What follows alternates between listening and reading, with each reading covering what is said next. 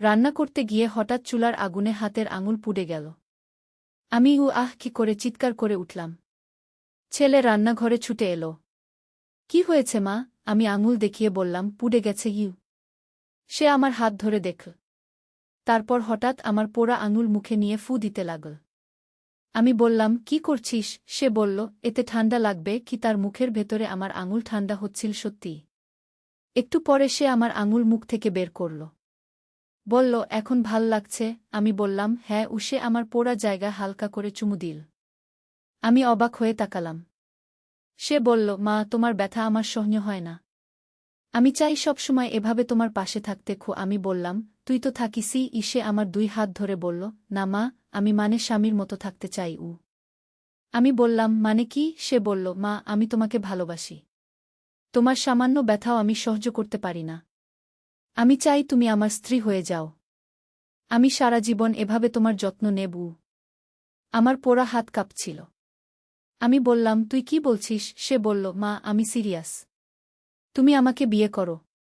আমি প্রমাণ করে দেব আমি তোমার সবচেয়ে ভালো স্বামী হতে পারব। এই গল্পটি সম্পূর্ণ শুনলে আপনাদের পানি অটোমেটিক বের হয়ে যাবে, সো যত দ্রুত সম্ভব হাতের কাছে টিস্যু নিয়ে বসে পড়ো। বিছানার চাদর যেন নষ্ট না হয় সেটা সম্পূর্ণ খেয়াল রাখার অনুরোধ জানিয়ে গল্পটি এখন শুরু করব। তার আগে সর্বশেষ অনুরোধ, দয়া করে এমন পানি বের করার গল্প নিয়মিত শুনতে আমাদের চ্যানেলটি সকলেই সাবস্ক্রাইব করুন। ধন্যবাদ। হ্যালো বন্ধুরা, আমার নাম পূর্ণিমা খান। আমার বয়স 44 বছর। আমার স্বামীর নাম তাহমিদ খান, বয়স 47 বছর। আমাদের 2 সন্তান, রিয়ান আর সানিয়া। রিয়ান 21 বছর বয়সী, বিশ্ববিদ্যালয়ে পড়ে। সানিয়া 14 বছর বয়সী, স্কুলে যায়। আমি এই গল্পটা বলার আগে বলে রাখি, যা ঘটেছিল তা এতটাই অবিশ্বাস্য যে এখনও মাঝে মাঝে মনে হয় স্বপ্ন দেখছিলাম। কিন্তু হঠাৎ করেই সব পাল্টে গেল। সেদিনই রাতে তাহমিদ বাসায় এসে খুব উত্তেজিত হয়ে বলল, পূর্ণিমা, আমার একটা দারুণ খবর আছে। আমার কোম্পানি আমাকে আমেরিকায় পাঠাতে চায় একটা বড় প্রজেক্টের জন্য। আমি অবাক হয়ে জিজ্ঞেস করলাম, কতদিনের জন্য? তাহমিদ বলল, 3 বছর। এটা আমার ক্যারিয়ারের জন্য অনেক ভালো সুযোগ। আমি বললাম, আমরা সবাই যাব? তাহমিদ বলল, হ্যাঁ, পুরো পরিবার। রিয়ান আর সানিয়া ওখানেই পড়াশোনা করবে। এই খবর শুনে আমার মাথায় যেন বজ্রপাত হল। আমেরিকা গেলে তো রিয়ানের সাথে আমার সম্পর্কের বিশ্বাসটাই শেষ হয়ে যাবে। নতুন পরিবেশে, নতুন মানুষদের সাথে এসব চিন্তা করার সময় পাব না। রিয়ান যখন এই খবর শুনল, তার মুখ ম্লান হয়ে গেল। সে আমার দিকে তাকাল। আমি বুঝতে পারলাম সেও একই কথা ভাবছে। কিন্তু তাহমিদ আর সানিয়ার সামনে কিছু বলা সম্ভব ছিল না। রাতে সবাই ঘুমিয়ে গেলে রিয়ান আমার ঘরে এল। বলল, মা, এখন কি হবে? আমি বললাম, জানি না রিয়ান। সব তো উল্টে গেল। রিয়ান বলল, আমি আমেরিকা যাব না। আমি এখানেই থেকে যাব। আমি বললাম, তুই না গেলে তাহমিদ সন্দেহ করবে। আর তোর পড়াশোনার কি হবে? রিয়ান বলল, আমি ঢাকায় চলে যাব। ওই চাকরিটা নিয়ে নেব। তুমিও আমেরিকা যাওয়ার সময় কোনো অজুহাত দেখিয়ে এখানে থেকে যাও। কিন্তু এটা তো সম্ভব নয়। স্বামীর সাথে আমেরিকা না গেলে সবাই প্রশ্ন করবে। আমি বললাম, রিয়ান, এভাবে হবে না। রিয়ান আমার হাত ধরে বলল, তাহলে তুমি কি চাও? আমি তোমাকে ছেড়ে আমেরিকা যাব? আমি অনেকক্ষণ চুপ করে রইলাম। তারপর বললাম, রিয়ান, হয়তো এটাই ভাগ্যের খেলা।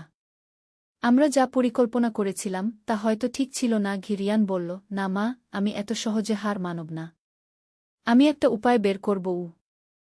পরের কয়েকদিন রিয়ান অনেক চিন্তাভাবনা করল। অবশেষে একদিন সে আমার কাছে এল। বলল, মা, আমি একটা পরিকল্পনা করেছি। আমি জিজ্ঞেস করলাম, কি? সে বলল, আমি বাবাকে বলব যে আমি এখানেই বিশ্ববিদ্যালয়ে পড়াশোনা শেষ করতে চাই।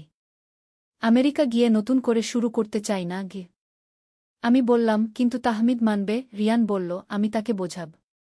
আর তুমি বলবে যে তুমি আমাকে একা রেখে যেতে পার না। আমার খেয়াল রাখার জন্য তোমাকে এখানে থাকতে হবে। এই পরিকল্পনা শুনে আমার মনে একটু আশা জাগল। কিন্তু তাহমিদকে বোঝানো এত সহজ হবে না। সে খুবই উচ্চাবিলাসী। আমেরিকার এই সুযোগ হাতছাড়া করতে চাইবে না। কয়েকদিন পর রিয়ান তাহমিদের সাথে কথা বলল। বলল, বাবা, আমি আমেরিকা যেতে চাই না। এখানেই পড়াশোনা শেষ করব। তাহমিদ রেগে গিয়ে বলল, কেন? আমেরিকায় কত ভালো সুযোগ পাবি। রিয়ান বলল, আমি এখানেই স্বাচ্ছন্দ্য বোধ করি। আর এই বয়সে নতুন দেশে নতুন ভাষা, নতুন সংস্কৃতিতে মানিয়ে নিতে কষ্ট হবে। তাহমিদ বলল, এসব অজুহাত। তুই যাবি গু? রিয়ান আমার দিকে তাকাল। আমি বললাম, তাহমিদ, রিয়ান না চাইলে জোর করে নিয়ে যাওয়া ঠিক হবে না। আর আমিও তাকে একা রেখে যেতে পার না। তাহমিদ অবাক হয়ে বলল, তুমিও যাবে না? আমি বললাম, রিয়ান এখনো ছোট, একা থাকতে পারবে না। কেউ তো তার দেখাশোনা করবে। তাহমিদ বলল, কিন্তু এটা আমার ক্যারিয়ারের সবচেয়ে বড় সুযোগ। তুমি আমার সাথে না গেলে কেমন লাগবে? আমি বললাম, তুমি যাও, 3 বছর পর ফিরে এসো। আমি আর রিয়ান এখানেই থাকব। তাহমিদ রাগে ফেটে পড়ল। বলল, এ কি কথা? পরিবার ভেঙে দিতে চাও? এই নিয়ে বেশ কয়েকদিন ঝগড়া চল। অবশেষে তাহমিদ একটা সমাধানের কথা ভাবল। সে বলল, তাহলে এটা করি। আমি আর সানিয়া আমেরিকা যাব। তুমি আর রিয়ান এখানে থাক। বছরে একবার দেখা হবে। আমি মনে মনে খুশি হলাম, কিন্তু বাইরে থেকে দুঃখের ভাব করে বললাম, এছাড়া আর কোনো উপায় নেই। সানিয়াও আমেরিকা যেতে উৎসুক ছিল। সে বলল, মা, আমি বাবার সাথে যাব। ওখানে পড়াশোনা ভালো। এভাবে ঠিক হলো যে তাহমিদ আর সানিয়া আমেরিকা যাবে। আমি আর রিয়ান এখানে থাকব। তাহমিদ বলল, পূর্ণিমা, তুমি ঠিক সিদ্ধান্ত নিচ্ছ তো? পরে আফসোস করবে না? আমি বললাম, না, আমি আমার সিদ্ধান্তে স্থির আছি। ভিতরে ভিতরে আমি উৎফুল্ল হয়েছিলাম। রিয়ানের সাথে একা থাকার সুযোগ পেয়ে যাচ্ছি। 2 মাস পর তাহমিদ আর সানিয়া আমেরিকার জন্য রওনা দিল। বিদায়ের সময় তাহমিদ বলল, পূর্ণিমা, তুমি একা একা কষ্ট পেলে আমাকে জানিও। আমি ব্যবস্থা করব। আমি বললাম, হ্যাঁ, চিন্তা করো না। তাদের চলে যাওয়ার পর আমি আর রিয়ান বাসায় একা রইলাম। প্রথম কয়েকদিন খুবই অদ্ভুত লাগছিল। সানিয়ার না থাকা, তাহমিদের না থাকা। কিন্তু রিয়ানের সাথে এই নতুন জীবন শুরু করার উত্তেজনায় আমি ভরপুর ছিলাম। কিন্তু আসল ধাক্কা এলো তার পরের সপ্তাহে। একদিন সকালে আমি অসুস্থ বোধ করলাম। বমি বমি ভাব, দুর্বলতা। রিয়ান চিন্তিত হয়ে ডাক্তার দেখাতে নিয়ে গেল। ডাক্তার পরীক্ষা করে বললেন, আপনি গর্ভবতী। এই কথা শুনে আমি আর রিয়ান দুজনেই হতবাক হয়ে গেলাম। আমার বয়স 44। এই বয়সে গর্ভধারণ, আর সেটাও তাহমিদের সন্তান। ডাক্তার বললেন, প্রায় 2 মাসের গর্ভ। বাসায় ফিরে আমি আর রিয়ান দুজনেই চুপ করে বসে রইলাম। রিয়ান প্রথমে কিছু বলল না। তারপর বলল, মা, এখন কি করব? আমি বললাম, জানি না। রিয়ান বলল, বাবাকে জানাবে? আমি ভাবলাম, তাহমিদকে জানালে সে হয়তো আমাকে আমেরিকা চলে যেতে বলবে। আর তাহলে রিয়ানের সাথে আমার সম্পর্কের সব পরিকল্পনা শেষ। আমি বললাম, এখনই নয়, আগে দেখি কি করা যায়। রিয়ান বলল, মা, তুমি চাইলে কথাটা পুরো বলল না, কিন্তু আমি বুঝতে পারলাম সে গর্ভপাতের কথা বলতে চেয়েছিল। আমি বললাম, না রিয়ান, এটা ঠিক হবে না। রিয়ান বলল, তাহলে বাচ্চাটা হোক। আমি তোমার আর বাচ্চার যত্ন নেব। তার এই কথায় আমার চোখে পানি এসে গেল।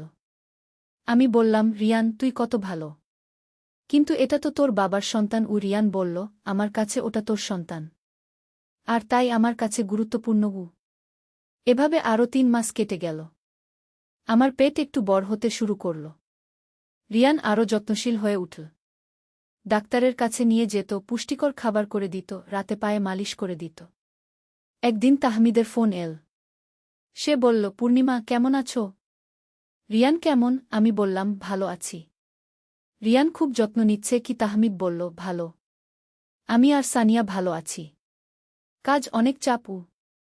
তার সাথে কথা বলতে বলতে আমার মনে হল, আমি তাকে কত বড় একটা মিথ্যা বলে যাচ্ছি। কিন্তু অন্য উপায় কি? এই অবস্থায় সত্য বলা সম্ভব নয়। আরও 2 মাস পর আমার প্রসবের সময় হল। রিয়ান আমাকে হাসপাতালে নিয়ে গেল। একটি সুস্থ মেয়ে সন্তান জন্মগ্রহণ করল। রিয়ান খুশিতে কেঁদে ফেল।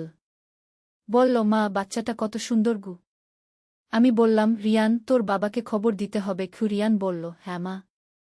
কিন্তু তুমি কি বলবে? আমি ভাবলাম। তারপর বললাম, বলব যে বাচ্চাটা প্রিম্যাচিওর হয়েছে।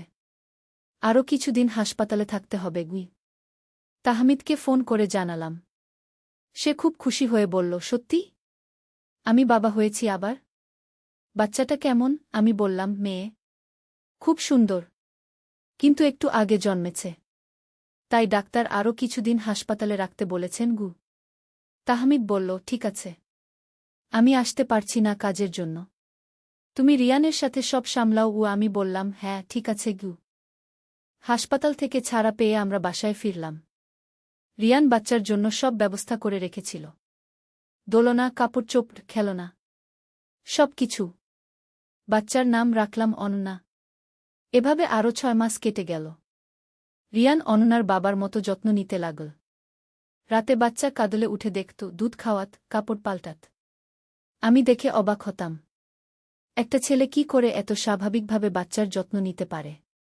একদিন আমি রিয়ানকে জিজ্ঞেস করলাম, রিয়ান, তুই কি অনন্যাকে নিজের বোন মনে করিস? রিয়ান বলল, না মা। আমি ওকে নিজের মেয়ের মতো ভাবি। তোর মেয়ে মানে আমার মেয়ে কি? তার এই কথায় আমি মুগ্ধ হয়ে গেলাম। সত্যি রিয়ান একজন অসাধারণ মানুষ। তার হৃদয় কত বড়। অন্যের সন্তানকেও নিজের সন্তানের মতো ভালোবাসতে পারে। কিন্তু এই সব কিছুর মধ্যেও আমি জানতাম যে একদিন না একদিন তাহমিদ দেশে ফিরবে।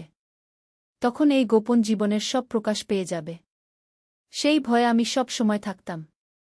1 বছর পর তাহমিদের ফোন এল। সে বলল, পূর্ণিমা, আমার প্রজেক্ট শেষ হওয়ার আরও 2 বছর বাকি। কিন্তু আমি ছুটি নিয়ে 1 মাসের জন্য দেশে আসছি। অনন্যাকে দেখব। না, সবটাই সত্য। রিয়ান যখন আমার হাত মুখে নিয়ে ঠান্ডা করে দিল, সেই মুহূর্ত থেকেই যেন আমার জীবনে একটা অদ্ভুত পরিবর্তন শুরু হলো। তার কথা শুনে আমি অনেকক্ষণ চুপ করে রইলাম। তারপর বললাম, রিয়ান, তুই কি বলছিস জানিস? এসব কথা বলতে নেই কি, কিন্তু সে আমার হাত ছাড়ল না। বরং আরও জোরে ধরল। বলল, মা, আমি জানি এটা অস্বাভাবিক শোনাচ্ছে। কিন্তু আমার মন বলছে এটাই সত্য। আমি তোমাকে ভালোবাসি। আমি তার হাত সরিয়ে দিয়ে রান্নাঘর থেকে বেরিয়ে যেতে চাইলাম। কিন্তু সে আমার পথ আটকে দাঁড়াল। মা, আমার কথা শোনো। আমি জানি এটা হঠাৎ। কিন্তু আমি অনেক দিন ধরে ভাবছি এই ব্যাপারে। আমি বললাম, রিয়ান, তুই পাগল হয়ে গেছিস নাকি? আমি তোর মা, তুই আমার ছেলে। এসব কথা বলা ঠিক নয়। সে বলল, কিন্তু মা, প্রকৃতিতে এমন সম্পর্ক আছে। আর আমরা তো রক্তের সম্পর্কে নেই। আমি দত্তক নেওয়া। এই কথা শুনে আমি থমকে গেলাম। হ্যাঁ, রিয়ান ঠিকই বলেছে। সে আমাদের দত্তক নেওয়া ছেলে। তার বয়স যখন মাত্র 6 মাস, তখন আমরা তাকে পালক হিসেবে নিয়ে এসেছিলাম। তারপর আইনত দত্তক নেওয়ার সব প্রক্রিয়া সম্পন্ন করেছিলাম। কিন্তু এতদিন আমরা কেউই এই বিষয়টি নিয়ে ভাবিনি। রিয়ান আমাদের নিজের সন্তানের মতোই ছিল। এমনকি সে নিজেও জানত যে সে দত্তক। কিন্তু কখনো এভাবে ভাবেনি। আমি বললাম, হ্যাঁ, তুই দত্তক। কিন্তু তাই বলে কথা শেষ করতে পারলাম না। সে এগিয়ে এসে আমার 2 গাল হাতে নিয়ে বলল, মা, আমি জানি এটা অস্বাভাবিক। কিন্তু আমার হৃদয় বলছে এটাই ঠিক। আমি তোমাকে একজন নারী হিসেবে ভালোবাসি। তার কথা শুনে আমার মাথা ঘুরতে শুরু করল। আমি বসে পড়লাম রান্নাঘরের চেয়ারে। রিয়ান আমার পাশে হাঁটু গেড়ে বসল। বলল, মা, তুমি চিন্তা করো। আমি অপেক্ষা করব। কিন্তু প্লিজ আমার প্রস্তাবটা ভাবো। আমি বললাম, রিয়ান, এই ব্যাপারে তোর বাবার সাথে কথা বলেছিস? সে মাথা নেড়ে বলল, না। প্রথমে তোমার মতামত জানতে চেয়েছিলাম। আমি বললাম, তাহলে তোর বাবাকে এসব কিছু বলিস না। আগে আমাকে ভাবতে দে। সেদিন সারারাত আমি ঘুমাতে পারিনি। রিয়ানের কথাগুলো বারবার মনে পড়ছিল। সত্যি বলতে, তার আচরণে আমি বিব্রত হওয়ার চেয়ে বেশি অবাক হয়েছিলাম। কারণ গত কয়েক মাসে আমি নিজেও রিয়ানের প্রতি একটা অদ্ভুত আকর্ষণ অনুভব করছিলাম। রিয়ান গত 2 বছরে অনেক পরিবর্তন হয়েছে। সে এখন লম্বা, সুদর্শন একজন যুবক। তার গড়ন, তার কথাবার্তা, সবকিছুতেই একটা পুরুষালী ভাব এসেছে। আমি কয়েকবার নিজেকে তার দিকে অন্যভাবে তাকাতে দেখেছি। কিন্তু সেসব ভাবনা মন থেকে সরিয়ে দিয়েছি। পরের দিন সকালে রিয়ান কলেজে চলে গেল। তাহমিদ অফিসে। সানিয়া স্কুলে। আমি একা ঘরে বসে ভাবতে লাগলাম। হঠাৎ মনে পড়ল, আমার এক বান্ধবী রুমা একবার বলেছিল, তার পরিচিত একটি পরিবারে এমনই ঘটনা ঘটেছিল। সেখানেও ছেলেটি দত্তক ছিল এবং পরে মায়ের সাথে বিয়ে করেছিল। তখন আমি বিষয়টা নিয়ে খুব একটা ভাবিনি। কিন্তু এখন মনে হচ্ছে হয়তো এটা এতটা অস্বাভাবিক নয়। অন্তত আইনগতভাবে কোনো সমস্যা নেই, কারণ আমরা রক্তের সম্পর্কে নেই। দুপুরে রিয়ান কলেজ থেকে ফিরল। আমি তখন বারান্দায় বসে সেলাই করছিলাম। সে এসে আমার পাশে বসল। বলল, মা কাল রাতে তুমি ঘুমাতে পারোনি। আমি দেখেছি তোমার ঘরে আলো জ্বলছিল। আমি বললাম, হ্যাঁ, তোর কথাগুলো ভাবছিলাম। সে উৎসুক হয়ে জিজ্ঞেস করল, কি সিদ্ধান্ত নিয়েছ? আমি বললাম, এখনো কিছু ভাবিনি। আমার আরও সময় দরকার। রিয়ান বলল, মা আমি বুঝি এটা তোমার জন্য কঠিন। কিন্তু আমি চাই তুমি জানো আমার ভালোবাসা কতটা সত্য। এই বলে সে আমার হাত ধরল। তার স্পর্শে আমার শরীরে একটা শিহরণ খেলে গেল। আমি বললাম, রিয়ান, এসব নিয়ে এখন কথা বলি না। তোর বাবা আসার আগে সে বলল, ঠিক আছে। কিন্তু মা, আমি যদি তোমাকে প্রমাণ করে দেই যে আমি তোমাকে একজন স্বামী হিসেবে কতটা খুশি রাখতে পারি? আমি অবাক হয়ে বললাম, মানে? সে বলল, আজ থেকে আমি ঘরের সব কাজকর্ম করব। রান্না, পরিষ্কার, সবকিছু। তুমি শুধু আরাম করবে। দেখো আমি কতটা যত্ন নিতে পারি। আমি মনে মনে ভাবলাম, এতে অসুবিধা কি? ঘরের কাজে সাহায্য পেলে তো ভালোই। আমি বললাম, ঠিক আছে। কিন্তু এতে কিছু প্রমাণ হবে না। সে হেসে বলল, দেখা যাক। সেদিন থেকে রিয়ান যেন পাল্টে গেল। সকালে ঘুম থেকে উঠেই সে চা বানিয়ে আমার বিছানায় দিয়ে যেত। তারপর নাশতা তৈরি করত। কলেজ যাওয়ার আগে সব কাজ গুছিয়ে দিত। দুপুরে ফিরে এসেই রান্না শুরু করত। আমাকে বলতো, মা তুমি বিশ্রাম নাও, আমি সব সামলাচ্ছি। ও সন্ধ্যায় ঘর পরিষ্কার করত, কাপড় ধুত, এমনকি আমার পায়ে তেল মালিশ করে দিত। প্রথম দিকে আমি অস্বস্তি বোধ করতাম, কিন্তু ধীরে ধীরে এটা স্বাভাবিক মনে হতে লাগল। তাহমিদ খুশি হয়ে বলল, রিয়ান অনেক দায়িত্বশীল হয়ে গেছে। তুমি এখন অনেক আরাম পাচ্ছ গো। একদিন সানিয়া বলল, মা রিয়ান ভাই এখন তোমার সাথে এত যত্ন করে কেন? আগে তো এমন ছিল না। আমি বললাম, বড় হয়েছে তাই। দায়িত্ব বুঝতে পারছে গি। এভাবে প্রায় 1 মাস কেটে গেল। রিয়ানের আচরণে আমি মুগ্ধ হতে শুরু করলাম। সত্যি বলতে তাহমিদ এতটা যত্ন কখনো নেয়নি। রিয়ান আমার ছোট ছোট প্রয়োজনের কথাও খেয়াল রাখত। যেমন আমি কোনো রান্না খেতে পছন্দ করি, কখন আমার মাথা ব্যথা হয়, কোনো সময় আমি বিশ্রাম নেই। একদিন সন্ধ্যায় তাহমিদ অফিসের কাজে বাইরে গিয়েছিল। সানিয়া বান্ধবীদের বাসায়। আমি আর রিয়ান বাসায় একা। রিয়ান রান্না করছিল। আমি তার কাছে গিয়ে বললাম, রিয়ান তোর প্রমাণ হয়ে গেছে গি। সে চমকে পিছন ফিরে তাকাল। মানে? আমি বললাম, তুই সত্যিই একজন ভালো স্বামী হতে পারবি। তোর যত্নে আমি খুব খুশি। তার মুখে বিরাট হাসি ফুটে উঠল। সে বলল, তাহলে তুমি রাজি? আমি অনেকক্ষণ চুপ করে রইলাম। তারপর বললাম, রিয়ান এই ব্যাপারে অনেক কিছু ভাবতে হবে। তোর বাবার কি হবে? সানিয়ার কি হবে? সমাজ কি বলবে? রিয়ান বলল, মা এসব নিয়ে আমি ভেবেছি। আমরা চাইলে অন্য কোথাও চলে যেতে পারি, নতুন পরিচয় নিয়ে থাকতে পারি। বাবা আর সানিয়ার জন্য আর্থিক ব্যবস্থা করে দেবগু। আমি বললাম, কিন্তু তোর বাবা তাহমিদ? সে আমাকে এত ভালোবাসে, আমি তাকে ছেড়ে কিভাবে যাব? রিয়ান বলল, মা আমি বুঝি এটা কঠিন। কিন্তু তুমি কি খুশি বাবার সাথে? এই প্রশ্নটা আমাকে ভাবিয়ে তুলল। সত্যি বলতে বিয়ের পর থেকেই তাহমিদের সাথে আমার সম্পর্ক একটা রুটিনের মতো হয়ে গিয়েছিল। তার কাজ নিয়ে এত ব্যস্ততা যে আমার দিকে খেয়াল করার সময় নেই। অনেক সময় মনে হয় আমি শুধু একটা গৃহিণী, স্ত্রী নই। আমি বললাম, রিয়ান আমি বুঝতে পারছি না কি করব। সে এগিয়ে এসে আমার কাঁধে হাত রাখল। বলল, মা আমি তোমাকে কোনো চাপ দিতে চাই না। তুমি যা সিদ্ধান্ত নেবে আমি মেনে নেব। কিন্তু জানো, তোমাকে খুশি দেখতে চাই। তার এই কথায় আমার চোখে পানি এসে গেল। আমি বললাম, তুই কত ভালো রিয়ান। কিন্তু এই সিদ্ধান্ত নেওয়া এত সহজ নয়। সে আমার চোখের পানি মুছে দিয়ে বলল, আমি জানি মা। তুমি সময় নাও, আমি অপেক্ষা করব। সেদিন রাতে আবারও আমি ঘুমাতে পারলাম না। মনে হচ্ছিল একটা ভয়ানক ঝড়ের মধ্যে আছি। একদিকে তাহমিদ, সানিয়া, আমার বর্তমান জীবন। অন্যদিকে রিয়ান, যে আমাকে এত ভালোবাসে, এত যত্ন করে। পরের দিন দুপুরে রিয়ান বাসায় ফিরে দেখে আমি অসুস্থ। জ্বর এসেছে। সে ঘাবড়ে গিয়ে বলল, মা কি হয়েছে? আমি বললাম, কিছু না, সামান্য জ্বর। সে তৎক্ষণাৎ ডাক্তার ডাকতে চাইল। আমি বললাম, দরকার নেই। রিয়ান সারাদিন আমার পাশে বসে থাকল। মাথায় ভেজা কাপড় দিত, ওষুধ খাওয়াত, খাবার করে দিত। রাতে তাহমিদ অফিস থেকে ফিরে এসে বলল, তুমি অসুস্থ? রিয়ান বলেছে আমি বললাম, হ্যাঁ জ্বর এসেছিল। এখন ভালো। তাহমিদ বলল, ওহ তাহলে ভালো। আমি একটু টিভি দেখি এই বলে সে চলে গেল। কিন্তু রিয়ান রাত 12টা পর্যন্ত আমার পাশে বসে রইল। বারবার জিজ্ঞেস করত, মা এখন কেমন লাগছে? এই ঘটনার পর আমার মনে হল রিয়ানই আমার প্রকৃত সঙ্গী। তাহমিদ কেবল একটা নাম মাত্র। আমি অসুস্থ হলেও তার কোনো খেয়াল নেই। কিন্তু রিয়ান আমার সামান্য কষ্টেও ব্যাকুল হয়ে যায়। কিন্তু তবুও সিদ্ধান্ত নিতে পারছিলাম না।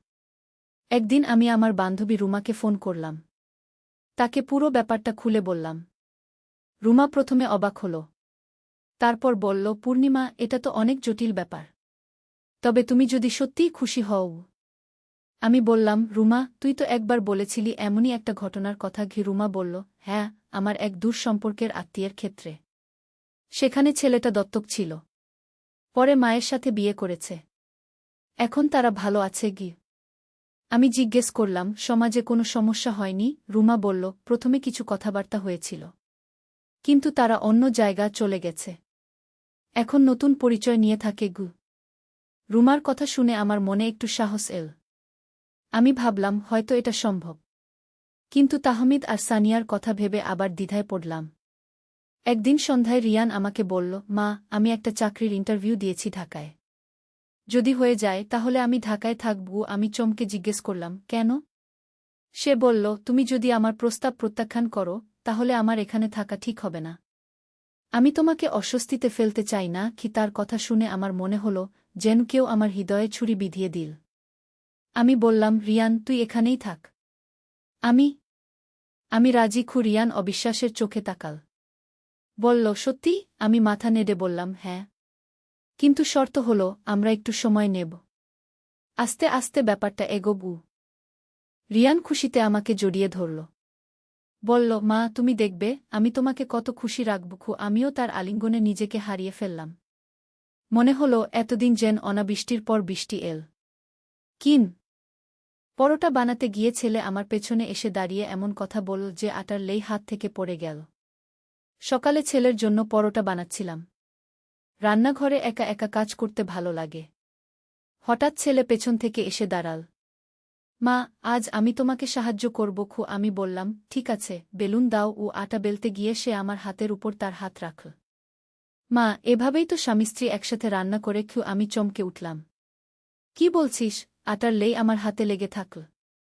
সে আমার কাঁধে হাত রেখে বলল, আমি দেখেছি সিনেমায় স্বামী স্ত্রী মিলে রান্না করে চুলার আগুনের তাপ অনুভব করছিলাম গালে। আমিও তোমার সাথে এভাবে সারা জীবন কাটাতে চাই। পরোটা উল্টাতে গিয়ে হাত কাঁপল। মা, তুমি আমার স্ত্রী হয়ে যাও। তাওয়ার উপর পরোটা পুড়ে যেতে লাগল। কিন্তু আমি খেয়াল করলাম না।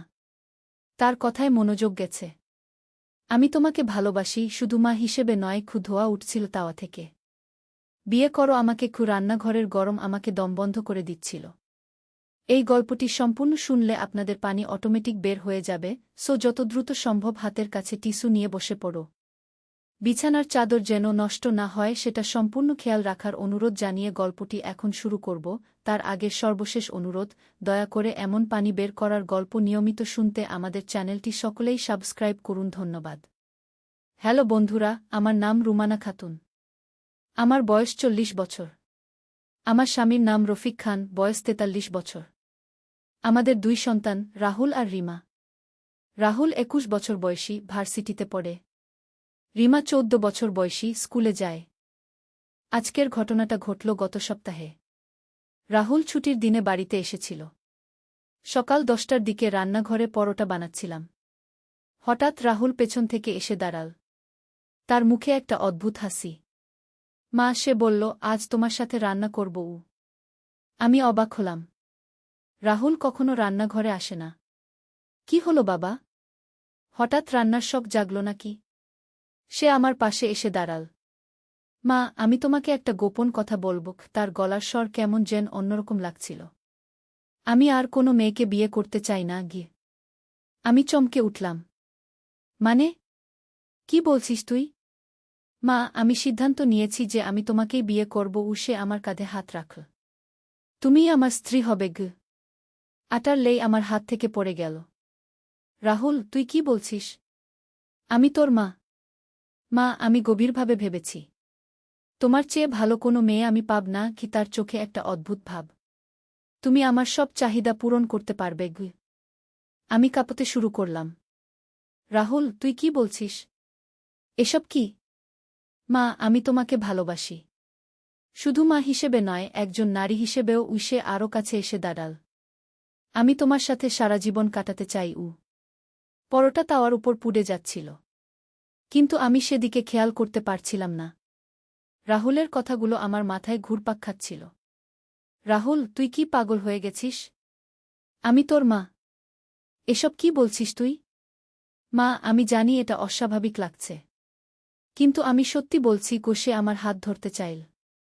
আমি তোমাকে চাই। আমি পিছিয়ে গেলাম। রাহুল, তুই থাম। এসব বলিস না। মা, আমি সিরিয়াস। আমি তোমাকে বিয়ে করতে চাই। কি? তার গলার স্বর আরও গভীর হয়ে উঠল। তুমি রাজি হবে তো?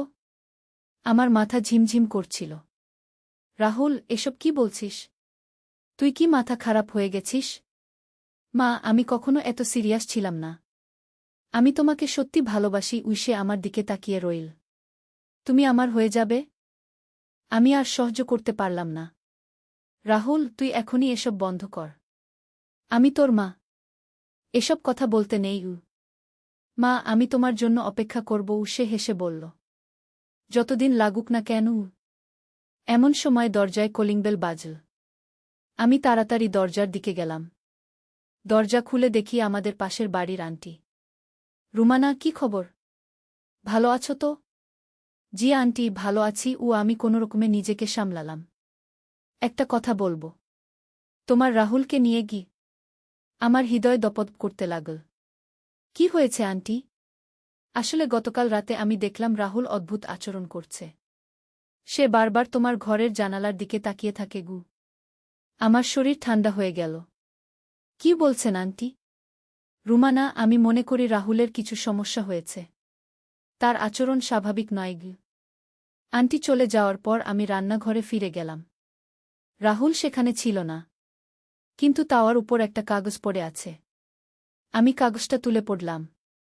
মা, আমি জানি তুমি এখন বুঝতে পারছ না, কিন্তু আমি সত্যি তোমাকে ভালোবাসি। আমি অপেক্ষা করব। একদিন তুমি আমার হয়ে যাবে। তোমার রাহুল। আমার হাত কাঁপছিল। এসব কি হচ্ছে? রাহুল কেন এমন আচরণ করছে? বিকেলে রফিক বাড়ি ফিরল। আমি সব কিছু তাকে বললাম। রফিক প্রথমে বিশ্বাস করতে পারল না। রুমানা, তুমি নিশ্চয়ই ভুল বুঝেছ। রাহুল এমন কিছু বলতে পারে না। রফিক, আমি সত্যি বলছি। রাহুল এসব বলেছে। রফিক গম্ভীর হয়ে গেল। রাহুল কোথায়? জানি না। দুপুর থেকে দেখি না। সন্ধেবেলা রাহুল বাড়ি ফিরল। রফিক তাকে ডেকে নিল। রাহুল, তুমি আজ তোমার মায়ের সাথে কি কথা বলেছ? রাহুল হেসে বলল, বাবা, আমি মায়ের সাথে রান্না করার কথা বলেছি। আর কিছু বলনি? না বাবা, আর কিছু বলিনি। রাহুল নির্দোষভাবে হাসল, কিন্তু তার চোখে যে ভাবটা ছিল সেটা আমি ভুলতে পারছিলাম না। মনে হচ্ছিল সে মিথ্যা বলছে। রাতে রফিক আমাকে বলল, রুমানা, তুমি নিশ্চয়ই ভুল বুঝেছ। রাহুল এমন কিছু বলবে না। কিন্তু আমি জানতাম যে আমি ভুল বুঝিনি। রাহুল সত্যিই সেসব কথা বলেছিল। পরের কয়েকদিন রাহুল স্বাভাবিকভাবেই আচরণ করল, কিন্তু আমি লক্ষ্য করলাম যে সে আমার দিকে অন্যরকমভাবে তাকায়। তার চোখে একটা অদ্ভুত ভাব থাকে। একদিন রিমা স্কুল থেকে ফিরে বলল, মা, রাহুল ভাই আজ স্কুলের সামনে দাঁড়িয়েছিল। সে আমাকে তোমার সম্পর্কে কিছু প্রশ্ন করেছে। কি ধরনের প্রশ্ন? সে জানতে চেয়েছে তুমি কখন একা থাকো, কখন বাজারে যাও, এসব। আমার ভয় আরও বেড়ে গেল। রাহুল কেন রিমাকে এসব প্রশ্ন করছে? সেদিন রাতে আমি জেগে থাকলাম। রাত ৩টার দিকে শুনলাম কেউ যেন আমার ঘরের দরজার কাছে পায়চারি করছে। আমি চুপচাপ শুনতে থাকলাম। কিছুক্ষণ পর আওয়াজ থেমে গেল। সকালে উঠে দেখি আমার ড্রেসিং টেবিলের উপর একটা গোলাপ ফুল রাখা। আমি নিশ্চিত যে গতকাল সেখানে কোনো ফুল ছিল না। আমি রফিককে সব কিছু বললাম। রফিক এবার গুরুত্বের সাথে শুনল। রুমানা, আমি মনে করি আমাদের রাহুলকে কোনো ডাক্তার দেখানো উচিত। কিন্তু রাহুল ডাক্তার দেখাতে রাজি হল না। সে বলল, আমার কোনো সমস্যা নেই। আমি একদম ভালো আছি। পরের দিন আমি একা বাড়িতে ছিলাম। রিমা স্কুলে, রফিক অফিসে, রাহুল কলেজে যাওয়ার কথা। কিন্তু দুপুরের দিকে সে বাড়ি ফিরল। মা, আজ ক্লাস ছিল না। গুসে আমার দিকে তাকিয়ে হাসল। আমি অস্বস্তি বোধ করলাম। তুই দুপুরে খাবি?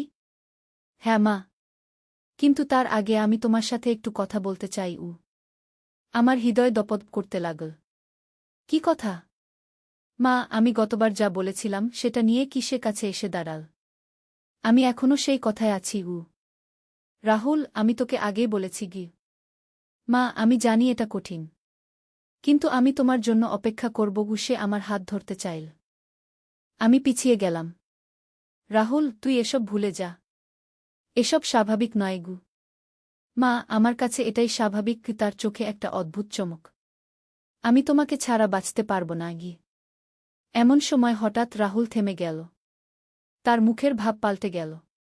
সে মাথায় হাত দিয়ে বলল, মা, আমার মাথা ব্যথা করছে। কি হলো বাবা? মা, আমি কি বলছিলাম? সে বিভ্রান্ত চোখে আমার দিকে তাকাল। আমার কিছু মনে নেই। আমি অবাক হলাম। রাহুল কি সত্যিই ভুলে গেছে? তুই কিছু বলিসনি বাবা?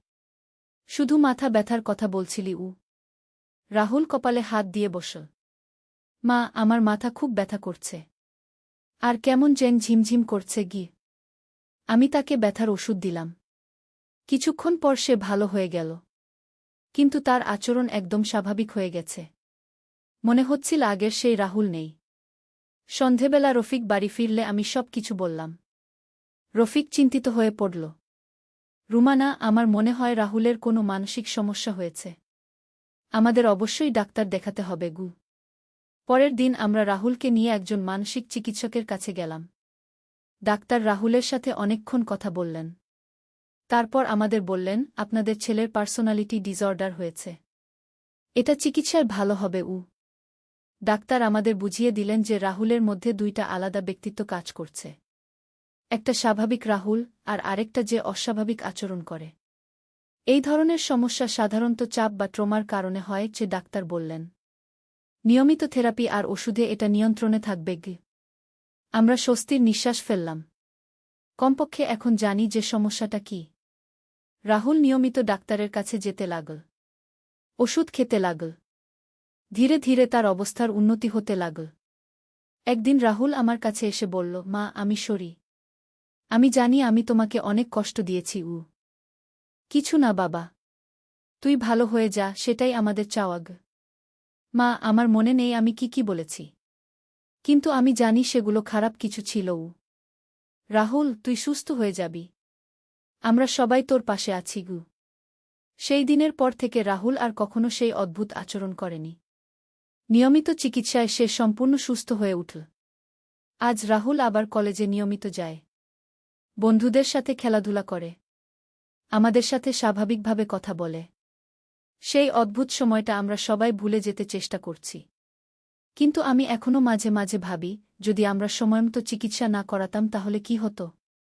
রাহুলের এই সমস্যা আরও বেড়ে যেত। এই ঘটনা আমাদের শিখিয়েছে যে মানসিক স্বাস্থ্য কত গুরুত্বপূর্ণ। যদি পরিবারের কোনো সদস্যের আচরণে অস্বাভাবিকতা দেখা যায়, তাহলে দেরি না করে ডাক্তারের কাছে নিয়ে যেতে হবে। আজ রাহুল ইউনিভার্সিটি থেকে পাশ করে একটা ভালো চাকরি পেয়েছে। একটা ভালো মেয়ের সাথে তার বিয়ে ঠিক হয়েছে। সবকিছু ঠিক হয়ে গেছে। মাঝে মাঝে রাহুল আমাকে বলে, মা, ধন্যবাদ যে তুমি আমার পাশে ছিলে। তুমি যদি ধৈর্য না রাখতে তাহলে আমি কখনো সুস্থ হতে পারতাম না। আমি তাকে বলি, বাবা, মা ছেলের সম্পর্ক এমনই। মা কখনো ছেলেকে ছেড়ে দিতে পারে না, যত বড় সমস্যাই হোক না কেন। আজ আমি বুঝতে পারি যে পারিবারিক ভালোবাসা আর ধৈর্যই পারে যে কোনো সমস্যার সমাধান করতে। আর সঠিক সময়ে সঠিক চিকিৎসা নিলে যে কোনো মানসিক সমস্যা ভালো হয়ে যায়। রাহুল এখন একজন সফল যুবক। তার একটা সুখী পরিবার আছে। আমাদের সাথে তার সম্পর্ক খুবই ভালো। সেই ভয়ঙ্কর সময়ের কথা আমরা কেউই আর মনে রাখি না। এই অভিজ্ঞতা আমাদের পরিবারকে আরও দৃঢ় করেছে। আমরা বুঝেছি যে পরিবারের সবাই মিলে থাকলে কোনো সমস্যাই বড় নয়। ভালোবাসা আর বোঝাপড়া দিয়ে সব সমস্যার সমাধান হয়। আজ যখন আমি এই গল্প বলছি তখন রাহুল আমার পাশেই বসে আছে। সে হাসতে হাসতে বলছে, মা, আমার কাছে এসব অবিশ্বাস্য লাগে।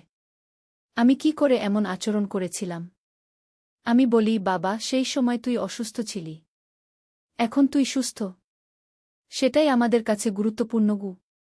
রিমাও এখন বড় হয়েছে। সে স্কুলে ভালো রেজাল্ট করছে। আমাদের পরিবারে এখন শান্তি আর আনন্দ।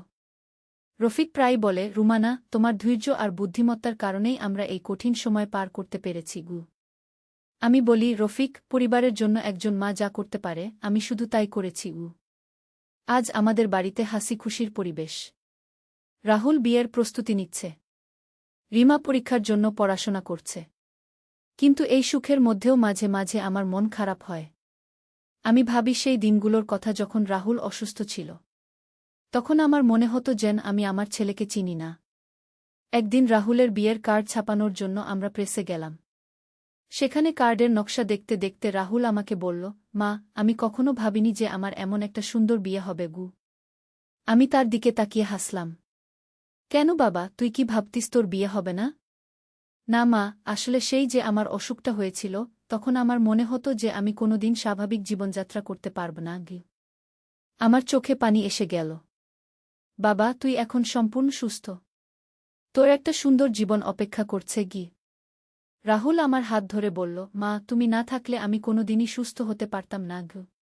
প্রেস থেকে বাড়ি ফিরার পথে রাহুল আমাকে বলল, মা, আমি চাই তুমি আমার বিয়েতে একটা বক্তব্য দিবে গু। কি বক্তব্য বাবা? মা, তুমি সবাইকে বলবে যে মানসিক অসুখ কোনো লজ্জার বিষয় নয়। সঠিক চিকিৎসায় এটা সেরে যায়। আমি রাহুলের কথায় গর্ব অনুভব করলাম। আমার ছেলে এতটা পরিপক্ক হয়েছে যে সে নিজের অসুখ নিয়ে অন্যদের সাহায্য করতে চায়। বিয়ের দিন এল। রাহুলকে দেখে মনে হচ্ছিল একদম রাজপুত্র। তার মুখে একটা উজ্জ্বল হাসি। নতুন বউ সুমিত্রাও খুব সুন্দর মেয়ে। তাকে দেখে মনে হচ্ছিল যে সে রাহুলকে খুব ভালোবাসে। বিয়ের অনুষ্ঠানে আমি যখন বক্তৃতা দিলাম তখন অনেকেই কাঁদতে শুরু করল। আমি বললাম, আমার ছেলে রাহুলের একসময় মানসিক সমস্যা হয়েছিল। কিন্তু সঠিক চিকিৎসা আর পরিবারের সাহায্যে সে সম্পূর্ণ সুস্থ হয়েছে। আজ সে একজন সফল মানুষ গো। আমি আরও বললাম, যদি আপনাদের পরিবারে কারও মানসিক সমস্যা থাকে তাহলে লজ্জা না করে ডাক্তারের কাছে নিয়ে যান। মানসিক অসুখ অন্য যে কোনো অসুখের মতোই। চিকিৎসায় এটা সেরে যায়। সবাই আমার কথা মনোযোগ দিয়ে শুনো। অনেকে পরে আমার কাছে এসে বলল যে আমার কথা তাদের অনুপ্রাণিত করেছে। বিয়ের পর রাহুল আর সুমিত্রা আলাদা বাড়িতে থাকতে শুরু করল। কিন্তু প্রায়ই আমাদের বাড়িতে আসে।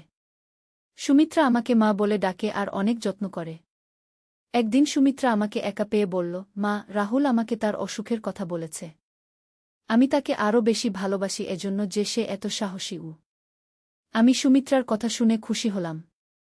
বুমা, তুমি রাহুলকে যে সাপোর্ট দিচ্ছ সেটা অনেক বড় ব্যাপার গু। মা, আমি জানি যে রাহুল একজন ভালো মানুষ।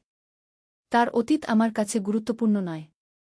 গুরুত্বপূর্ণ হচ্ছে তার বর্তমান গু। আজ রাহুল আর সুমিত্রার একটি সন্তানও হয়েছে। ছোট্ট একটা মেয়ে। নাম রেখেছে অনিকা। আমি দাদি হয়েছি। অনিকাকে দেখলে আমার মনে হয় যেন আমার সব কষ্ট ভুলে যাই। এই ছোট্ট মেয়েটির হাসি দেখলে মনে হয় যে জীবনে আর কোনো দুঃখ নেই। রাহুল একদিন বলল, মা, আমি চাই অনিকা বড় হয়ে একজন মানসিক চিকিৎসক হোক, যাতে সে অন্য মানুষদের সাহায্য করতে পারে গি। আমি বললাম, বাবা, অনিকা যা হতে চাইবে সেটাই হবে। আমরা তাকে সাপোর্ট করব। আজ যখন আমি পেছনে ফিরে তাকাই তখন মনে হয় যে জীবনে অনেক উত্থানপতন এসেছে। কিন্তু পরিবারের ভালোবাসা আর একতার কারণে আমরা সব কিছু সামলিয়ে উঠেছি। রফিক এখনও আমাকে বলে, রুমানা, তোমার মতো স্ত্রী আর মা পাওয়া আমার সৌভাগ্য। আমি বলি, রফিক, আমি শুধু আমার দায়িত্ব পালন করেছি। রিমাও এখন কলেজে পড়ে। সে খুব মেধাবী ছাত্রী। তার ইচ্ছা ডাক্তার হওয়ার। আমরা তাকে সব রকমের সাহায্য করছি। একদিন রিমা আমাকে বলল, মা, আমি রাহুল ভাইয়ের মতো হতে চাই। আমি অবাক হলাম। মানে? মা, রাহুল ভাই তার সমস্যা কাটিয়ে উঠেছে। আমিও জীবনে যে কোনো সমস্যার মোকাবেলা করতে পারব। আমার মেয়ের কথা শুনে আমার বুক গর্বে ভরে উঠল। আমার সন্তানরা এত পরিপক্ক হয়েছে। আজ আমাদের পুরো পরিবার খুশি। রাহুলের চাকরি ভালো চলছে। সুমিত্রাও একটা স্কুলে শিক্ষকতা করে। অনিকা দিন দিন বড় হচ্ছে। মাঝে মাঝে আমি ভাবি, যদি সেই সময় আমরা রাহুলকে ছেড়ে দিতাম তাহলে আজ এই সুখ পেতাম না। কিন্তু আমরা হাল ছাড়িনি। লড়াই করেছি। আর জিতেছি। এই গল্পটি আমি আপনাদের বলছি যাতে আপনারা বুঝতে পারেন যে মানসিক স্বাস্থ্য কত গুরুত্বপূর্ণ। যদি আপনার পরিবারে কারও এ ধরনের সমস্যা হয় তাহলে ধৈর্য রাখুন। ভালোবাসা দিন। আর অবশ্যই ডাক্তারের কাছে নিয়ে যান। মানসিক অসুখ কোনো অভিশাপ নয়। এটা একটা রোগ যেটা চিকিৎসায় সেরে যায়। শুধু প্রয়োজন সঠিক সময়ে সঠিক চিকিৎসা নেওয়া। আজ রাহুল যখন তার মেয়ে অনিকাকে নিয়ে খেলে তখন আমার মনে সেই ভয়ঙ্কর দিনগুলোর কথা মনে পড়ে না। আমি শুধু দেখি একজন সুখী বাবা যে তার মেয়েকে ভালোবাসে। জীবনটা এমনই। কখনো কষ্ট, কখনো আনন্দ। কিন্তু পরিবারের সাথে থাকলে সব কষ্ট সহ্য করা যায়। আর আনন্দ আরও বেশি লাগে। আজ আমি যখন রান্নাঘরে পরোটা বানাই তখন রাহুল এসে বলে, মা, আমি তোমাকে সাহায্য করব কিন্তু এখন তার কণ্ঠস্বরে সেই আগের মতো অদ্ভুত ভাব নেই। এখন সে একজন স্বাভাবিক ছেলে যে মাকে সাহায্য করতে চায়। আমি তাকে বলি, ঠিক আছে বাবা, বেলুন দাও। আর আমরা একসাথে রান্না করি। মা আর ছেলে মিলে। একদম স্বাভাবিকভাবে। এই গল্পের শেষে আমি বলতে চাই যে যারা মানসিক সমস্যায় ভুগছেন বা যাদের পরিবারে কেউ এই সমস্যায় আছেন তারা যেন হাল না ছাড়েন। চিকিৎসা নিন। ভালো হয়ে যাবেন। জীবনে অনেক সমস্যা আসে। কিন্তু সব সমস্যারই সমাধান আছে। শুধু ধৈর্য রাখতে হয়। আর বিশ্বাস রাখতে হয় যে সব ঠিক হয়ে যাবে। আমার পরিবারের সব ঠিক হয়েছে। আপনার পরিবারেও সব ঠিক হবে। শুধু চেষ্টা করে যেতে হবে। আর মনে রাখবেন, পরিবারের ভালোবাসাই সবচেয়ে বড় ওষুধ। ধন্যবাদ সবাইকে। নূরের আলো। একটি ইসলামিক গল্প। প্রথম অধ্যায়, সূচনা। মক্কার পবিত্র ভূমিতে কাবা শরীফের ছায়ায় এক যুবক বসে আছিল। তার নাম আবদুল্লাহ ইবন উমর। বয়স মাত্র ২-৫ বছর, কিন্তু তার চোখে ছিল গভীর চিন্তার ছাপ। সে একজন ব্যবসায়ী, তার পিতার রেখে যাওয়া ব্যবসা সামলাতে হয় তাকে। কিন্তু আজ তার মন অশান্ত। গত কয়েক মাস ধরে সে একটা অদ্ভুত স্বপ্ন দেখছে। স্বপ্নে দেখে এক উজ্জ্বল নূরের আলো ভরা একটি পথ। সেই পথ ধরে হাঁটতে হাঁটতে সে পৌঁছায় এক অপরিচিত জায়গায়, যেখানে অনেক মানুষ কাঁদছে, তাদের প্রয়োজন সাহায্যের। প্রতিবার স্বপ্নের শেষে সে শুনতে পায় একটি আওয়াজ, তুমি কি আমার বান্দাদের সেবা করবে? আবদুল্লাহ ইবন উমর জানত যে আল্লাহ তাআলা কখনো কখনো স্বপ্নের মাধ্যমে তার বান্দাদের পথ দেখান। কিন্তু এই স্বপ্নের অর্থ কি? তার বুঝতে কষ্ট হচ্ছিল। সেদিন ফজরের নামাজ শেষে সে তার বন্ধু আবু বকর আল সিদ্দিকের কাছে গেল। আবু বকর ছিলেন একজন জ্ঞানী মানুষ, যিনি কুরআন ও হাদিসে গভীর জ্ঞান রাখতেন। ভাই আবু বকর, আবদুল্লাহ বলল, আমার একটা স্বপ্নের বিষয়ে আপনার সাথে কথা বলতে চাই। আবু বকর মনোযোগ দিয়ে স্বপ্নের কথা শুনলেন। তারপর একটু চুপ থেকে বললেন, ভাই আবদুল্লাহ, এটি একটি শুভ স্বপ্ন। আল্লাহ তাআলা হয়তো তোমাকে কোনো বিশেষ দায়িত্বের জন্য প্রস্তুত করছেন। মনে রাখবে, রাসূলুল্লাহ বলেছেন, মানুষের সেবায় আল্লাহর সেবা। হয়তো আল্লাহ তোমাকে তার বান্দাদের সেবার জন্য ডাকছেন। দ্বিতীয় অধ্যায়, যাত্রার শুরু। আবু বকরের কথা শুনে আবদুল্লাহর মনে একটা স্পষ্টতা এল। সে ঠিক করল, যতটুকু সম্পদ আছে তার একটা অংশ দিয়ে দরিদ্র মানুষদের সাহায্য করবে। প্রথমে সে মক্কার আশেপাশের গরিব পরিবারগুলো খোঁজ করতে লাগল।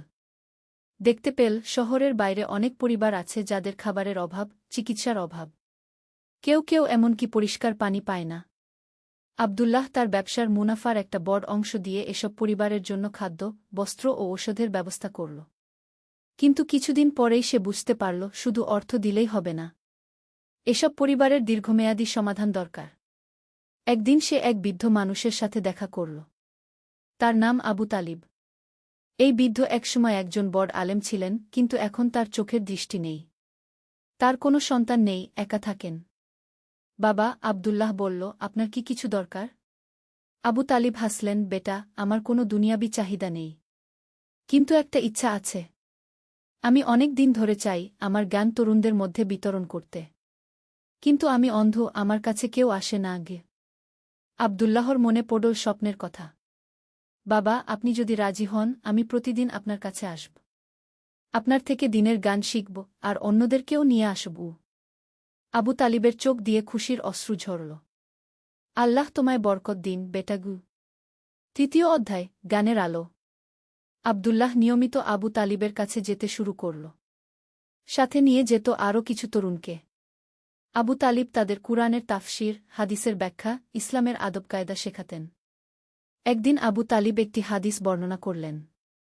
রাসূলুল্লাহ বলেছেন, যে ব্যক্তি কোনো মুমিনের একটি বিপদ দূর করবে, আল্লাহ তার কিয়ামতের দিনের একটি বিপদ দূর করবেন। যে ব্যক্তি কোনো অভাবীর অভাব দূর করবে, আল্লাহ দুনিয়া ও আখেরাতে তার অভাব দূর করবেন। যে ব্যক্তি কোনো মুসলিমের দোষ ঢেকে রাখবে, আল্লাহ দুনিয়া ও আখেরাতে তার দোষ ঢেকে রাখবেন। এই হাদিস শুনে আবদুল্লাহর হৃদয় আরও বেশি নরম হয়ে গেল। সে বুঝতে পারল, শুধু অর্থ দিয়ে সাহায্য করাই যথেষ্ট নয়, মানুষের মানসিক, আধ্যাত্মিক ও শিক্ষাগত উন্নতিতেও সাহায্য করতে হবে। আবদুল্লাহ একটি পরিকল্পনা করল। সে একটি মক্তব প্রতিষ্ঠা করবে যেখানে গরিব পরিবারের সন্তানরা বিনামূল্যে শিক্ষা পাবে। শুধু কুরআন হাদিস নয়, সাধারণ পড়াশোনা, হিসাব নিকাশ, ব্যবসা বাণিজ্যের হিসাবও শেখানো হবে। চতুর্থ অধ্যায়, প্রতিবন্ধকতা ও পরীক্ষা। আবদুল্লাহর এই উদ্যোগ সবার পছন্দ হল না। কিছু ধনী ব্যবসায়ী তাকে বলল, আবদুল্লাহ, তুমি অযথা অর্থ নষ্ট করছ। গরিবদের পড়াশোনা শেখালে তারা আর কাজ করতে চাইবে না। আমাদের কারবারের সমস্যা হবে। কিন্তু আবদুল্লাহ দৃঢ় থাকল। সে বলল, আমি আল্লাহর রাস্তায় কাজ করছি। মানুষকে শিক্ষিত করা একটি নেক কাজকে। এদিকে আবদুল্লাহর ব্যবসায় কিছুটা লোকসান হচ্ছিল, কারণ সে অনেক সময় ও অর্থ মানুষের সেবায় দিচ্ছিল। একদিন তার একটি বড় ব্যবসায়িক চুক্তি বাতিল হয়ে গেল। সেদিন রাতে আবদুল্লাহ খুব চিন্তিত হয়ে পড়ল। তার মনে হল, হয়তো সে ভুল করছে। হয়তো আগে নিজের ব্যবসা ঠিক করা উচিত, তারপর অন্যদের সাহায্য করা। তারিয়াহ নামাজের পর সে দোয়া করল, হে আল্লাহ, আমি কি ভুল পথে আছি? আমাকে সঠিক পথ দেখান। সেই রাতে আবার সেই স্বপ্ন। কিন্তু এবার স্বপ্নে সে দেখল, সেই নূরের পথে অনেক বাধা। কিন্তু যারা ধৈর্য ধরে এগিয়ে যাচ্ছে, তাদের জন্য পথের শেষে অপেক্ষা করছে অসীম শান্তি ও সুখ। পঞ্চম অধ্যায়, ধৈর্য ও আল্লাহর সাহায্য। পরের দিন সকালে আবদুল্লাহ আবু বকরের কাছে গেল। তার মনের অবস্থা জানাল। আবু বকর বললেন, ভাই, আল্লাহর পথে চলতে গেলে পরীক্ষা আসবেই। কুরআনে আল্লাহ বলেছেন, আর আমি অবশ্যই তোমাদেরকে পরীক্ষা করব ভয়, ক্ষুধা এবং ধনসম্পদ, জীবন ও ফলফসলের ক্ষতির মাধ্যমে। আর ধৈর্যশীলদের সুসংবাদ দাও, তুমি ধৈর্য ধর, আল্লাহর সাহায্য আসবে। আবদুল্লাহ সিদ্ধান্ত নিল, সে থেমে যাবে না। তার মক্তব প্রতিষ্ঠার কাজ চালিয়ে যাবে। কিছুদিন পরে একটি আশ্চর্য ঘটনা ঘটল। দামেস্ক থেকে একজন ব্যবসায়ী এসে আবদুল্লাহর সাথে দেখা করল। তার নাম উসমান ইবন আফফান। আমি শুনেছি তুমি একটি মক্তব তৈরি করছ, উসমান বলল। আমি তোমার এই কাজে সাহায্য করতে চাই। উসমান আবদুল্লাহকে একটি বড় অনুদান দিল এবং বলল, এছাড়াও আমি তোমার সাথে ব্যবসায়িক অংশীদারিত্ব করতে চাই। আমার দামেস্কের ব্যবসার সাথে তোমার মক্কার ব্যবসা যুক্ত করলে দুজনেরই লাভ হবে। আবদুল্লাহ বুঝতে পারল, এটি আল্লাহর তরফ থেকে সাহায্য। ষষ্ঠ অধ্যায়, মক্তবের প্রতিষ্ঠা। উসমানের সাহায্যে আবদুল্লাহ একটি সুন্দর মক্তব প্রতিষ্ঠা করল। সেখানে আবু তালিবকে প্রধান শিক্ষক করা হল। আরও কয়েকজন আলেমকে শিক্ষক হিসেবে নিযোগ দেওয়া হল। মক্তবে শুধু ধর্মীয় শিক্ষাই নয়, গণিত, ভাষা, ভূগোল, ইতিহাসও পড়ানো হতো। বিশেষভাবে ব্যবসা বাণিজ্যের হিসাব নিকাশ শেখানো হতো, যাতে ছাত্ররা ভবিষ্যতে স্বনির্ভর হতে পারে। প্রথম দিন মক্তবে 200 জন ছাত্র ভর্তি হল। সবাই গরিব পরিবারের সন্তান। আবদুল্লাহ তাদের বই, খাতা, কলম সবকিছু বিনামূল্যে দিল। এছাড়া দুপুরের খাবারের ব্যবস্থাও করল। মাস তিনেক পরে ছাত্র সংখ্যা বেড়ে দাঁড়াল 500 জনে। আশেপাশের এলাকা থেকেও ছেলেরা আসতে লাগল। একদিন একটি মজার ঘটনা ঘটল। মক্তবের সবচেয়ে ভালো ছাত্র, যার নাম সাইদ ইবন জায়েদ, একটি কঠিন হিসাবের অঙ্ক সমাধান করল যেটা আবদুল্লাহ পারছিল না। সাইদ, তুমি এটা কিভাবে করলে? আবদুল্লাহ জিজ্ঞেস করল। সাইদ লাজুক স্বরে বলল, উস্তাদ, আবু তালিব দাদা আমাদের শিখিয়েছেন যে প্রতিটি সমস্যার সমাধান আল্লাহর কাছে আছে। আমরা চেষ্টা করি আর আল্লাহর কাছে সাহায্য চাই। আবদুল্লাহর চোখে পানি এসে গেল। এই ছোট্ট ছেলেটি তাকে বুঝিয়ে দিল তাওয়াক্কুলের, আল্লাহর উপর ভরসা, প্রকৃত অর্থ। সপ্তম অধ্যায়, সমাজে পরিবর্তন। মক্তব প্রতিষ্ঠার 1 বছর পরে আশেপাশের এলাকায় একটি পরিবর্তন লক্ষ্য করা গেল। যেসব পরিবারের ছেলেরা মক্তবে পড়তে আসত, তারা বাড়িতে গিয়ে পরিবারের সবাইকে কুরআন পড়তে, নামাজ পড়তে উৎসাহিত করত। একদিন সাইদের বাবা আবদুল্লাহর কাছে এসে বলল, ভাই, আমার ছেলে আমাদের পুরো পরিবারকে বদলে দিয়েছে। আগে আমরা শুধু নামাজ পড়তাম, কিন্তু দিনের গভীর কিছু জানতাম না। এখন আমাদের ঘরে প্রতিদিন কুরআন তিলাওয়াত হয়, হাদিসের আলোচনা হয়। আব্দুল্লাহ বুঝতে পারল তার স্বপ্নের অর্থ এটাই ছিল। জ্ঞানের আলো ছড়িয়ে দেওয়া, যা একটি পরিবার থেকে শুরু করে পুরো সমাজে ছড়িয়ে যায়। কিন্তু আব্দুল্লাহর স্বপ্ন এখানেই শেষ নয়। সে চাইল আরও বড় কিছু করতে। অষ্টম অধ্যায়, দ্বিতীয় পর্যায়ের পরিকল্পনা। মক্তবের সফলতা দেখে আব্দুল্লাহর মনে নতুন পরিকল্পনা এল। সে ভাবল মেয়েদের জন্য একটি শিক্ষা প্রতিষ্ঠান দরকার। সেই যুগে মেয়েদের শিক্ষার ব্যাপারে মানুষের মধ্যে অনেক ভুল ধারণা ছিল। অনেকে মনে করত মেয়েদের বেশি পড়াশোনার দরকার নেই। কিন্তু আব্দুল্লাহ জানত রাসূলুল্লাহ বলেছেন, জ্ঞান অন্বেষণ করা প্রত্যেক মুসলিম নরনারীর উপর ফরজ, ও এই হাদিসে মুসলিম বলা হয়েছে, মুসলিম পুরুষ বা মুসলিম নারী আলাদা করা হয়নি। আব্দুল্লাহ তার পরিকল্পনার কথা আবু বকরের সাথে আলোচনা করল। আবু বকর বললেন, এটি একটি চমৎকার পরিকল্পনা। কিন্তু এ কাজে তোমার স্ত্রী বা বোনের সাহায্য লাগবে। কারণ মেয়েদের শিক্ষার ক্ষেত্রে নারী শিক্ষকরাই বেশি উপযুক্ত। আব্দুল্লাহর একটি বোন ছিল, নাম ফাতিমা। সে খুব বুদ্ধিমতী এবং দিনদার। আব্দুল্লাহ তার সাথে বিষয়টি আলোচনা করল। ফাতিমা খুশি হয়ে বলল, ভাই, এটা তো খুবই ভালো একটা কাজ। আমি তোমার সাথে আছি। আমিও চাই আমাদের সমাজের মেয়েরা শিক্ষিত হোক। নবম অধ্যায়, নতুন চ্যালেঞ্জ। মেয়েদের জন্য মক্তব প্রতিষ্ঠার খবর ছড়িয়ে পড়তেই সমাজের কিছু মানুষ আপত্তি তুলল। একদিন কয়েকজন বয়স্ক মানুষ আব্দুল্লাহর কাছে এসে বলল, আব্দুল্লাহ, তুমি ভালো কাজ করছ, কিন্তু মেয়েদের বেশি পড়াশোনা শেখালে তারা ঘরকন্যার কাজ ছেড়ে দেবে। আব্দুল্লাহ ধৈর্য ধরে জবাব দিল, চাচারা, আমাদের নবীর স্ত্রী হরত আয়েশা কি শুধু ঘরকন্যার কাজ করতেন? তিনি তো ইসলামের অনেক বড় একজন আলেমা ছিলেন। সাহাবীরা তার কাছে দিনের অনেক বিষয় জানতে চাইতেন। শিক্ষা মানুষকে আরও ভালো মানুষ বানায়, মেয়ে হোক বা ছেলে। কিন্তু কিছু মানুষ রাজি হল না। তারা বলল, আমরা আমাদের মেয়েদের তোমার মক্তবে পাঠাব না। আব্দুল্লাহ মন খারাপ করল না। সে বলল, ঠিক আছে, যারা চান তারাই পাঠাবেন। কারো উপর জোর করা হবে না। দশম অধ্যায়, ধীরে ধীরে সফলতা। ফাতিমার নেতৃত্বে মেয়েদের মক্তব শুরু হল। প্রথম দিকে মাত্র 5-6 জন মেয়ে এল। কিন্তু ধীরে ধীরে সংখ্যা বাড়তে লাগল। মেয়েদের মক্তবে কুরআন, হাদিস, ফিকাহ, ইসলামী আইন ছাড়াও শেখানো হতো গার্হস্থ্য বিজ্ঞান, সেলাই, কাপড়ের কাজ, খাবার রান্নার বিজ্ঞানভিত্তিক পদ্ধতি। এছাড়া শিশু পালন, স্বাস্থ্যবিধি ইত্যাদি বিষয়েও শিক্ষা দেওয়া হতো। 6 মাস পরে একটি চমৎকার ঘটনা ঘটল। মক্তবের একটি মেয়ে, যার নাম জনাব, তার মায়ের একটি গুরুতর অসুখের চিকিৎসা করল। সে মক্তবে শেখা স্বাস্থ্যবিধি প্রয়োগ করে তার মায়ের সেবা করেছিল। জনাবের মা সুস্থ হয়ে সবার কাছে বলতে লাগল, আমার মেয়ে মক্তবে যা শিখেছে তাই দিয়ে আমার প্রাণ বাঁচিয়েছে। এরপর থেকে মেয়েদের মক্তবের প্রতি মানুষের দৃষ্টিভঙ্গি পাল্টে গেল। একাদশ অধ্যায়, সমাজসেবার নতুন মাত্রা। 2টি মক্তব চালু হওয়ার পর আব্দুল্লাহর মনে আরও একটি পরিকল্পনা এল। সে দেখল সমাজে অনেক বিধবা নারী আছে যাদের কোনো আয়ের উৎস নেই। তাদের জন্য একটি কাজের ব্যবস্থা করা দরকার। আব্দুল্লাহ একটি কুটির শিল্পের কারখানা প্রতিষ্ঠা করল।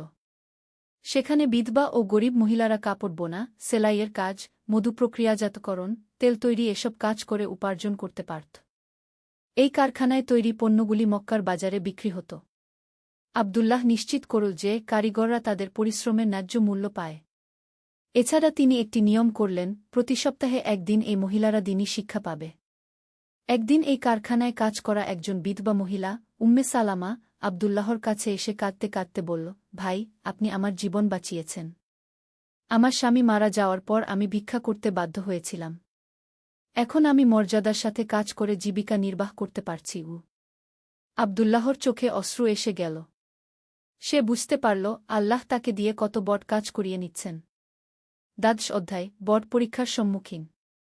3 বছর পর আব্দুল্লাহর এই সব প্রতিষ্ঠান খুব সুনাম অর্জন করল। দূর দূরান্ত থেকে মানুষ এসে দেখে যেত। কিন্তু এই সুনামের সাথে সাথে এল হিংসা আর ষড়যন্ত্র। মক্কার কিছু প্রভাবশালী ব্যবসায়ী, যারা আগে থেকেই আব্দুল্লাহর কাজ পছন্দ করত না, তারা মিলে একটি চক্রান্ত করল। তারা শাসকের কাছে অভিযোগ করল যে আব্দুল্লাহ তার মক্তবে রাজনৈতিক শিক্ষা দিচ্ছে, যা রাষ্ট্রের জন্য ক্ষতিকর। একদিন সকালে কিছু রাজকীয় সৈনিক এসে আব্দুল্লাহর মক্তব বন্ধ করে দিল। আব্দুল্লাহকে গ্রেপ্তার করে নিয়ে গেল। জেলখানায় বসে আব্দুল্লাহ ভাবল, হে আল্লাহ, আমি কি ভুল করেছি?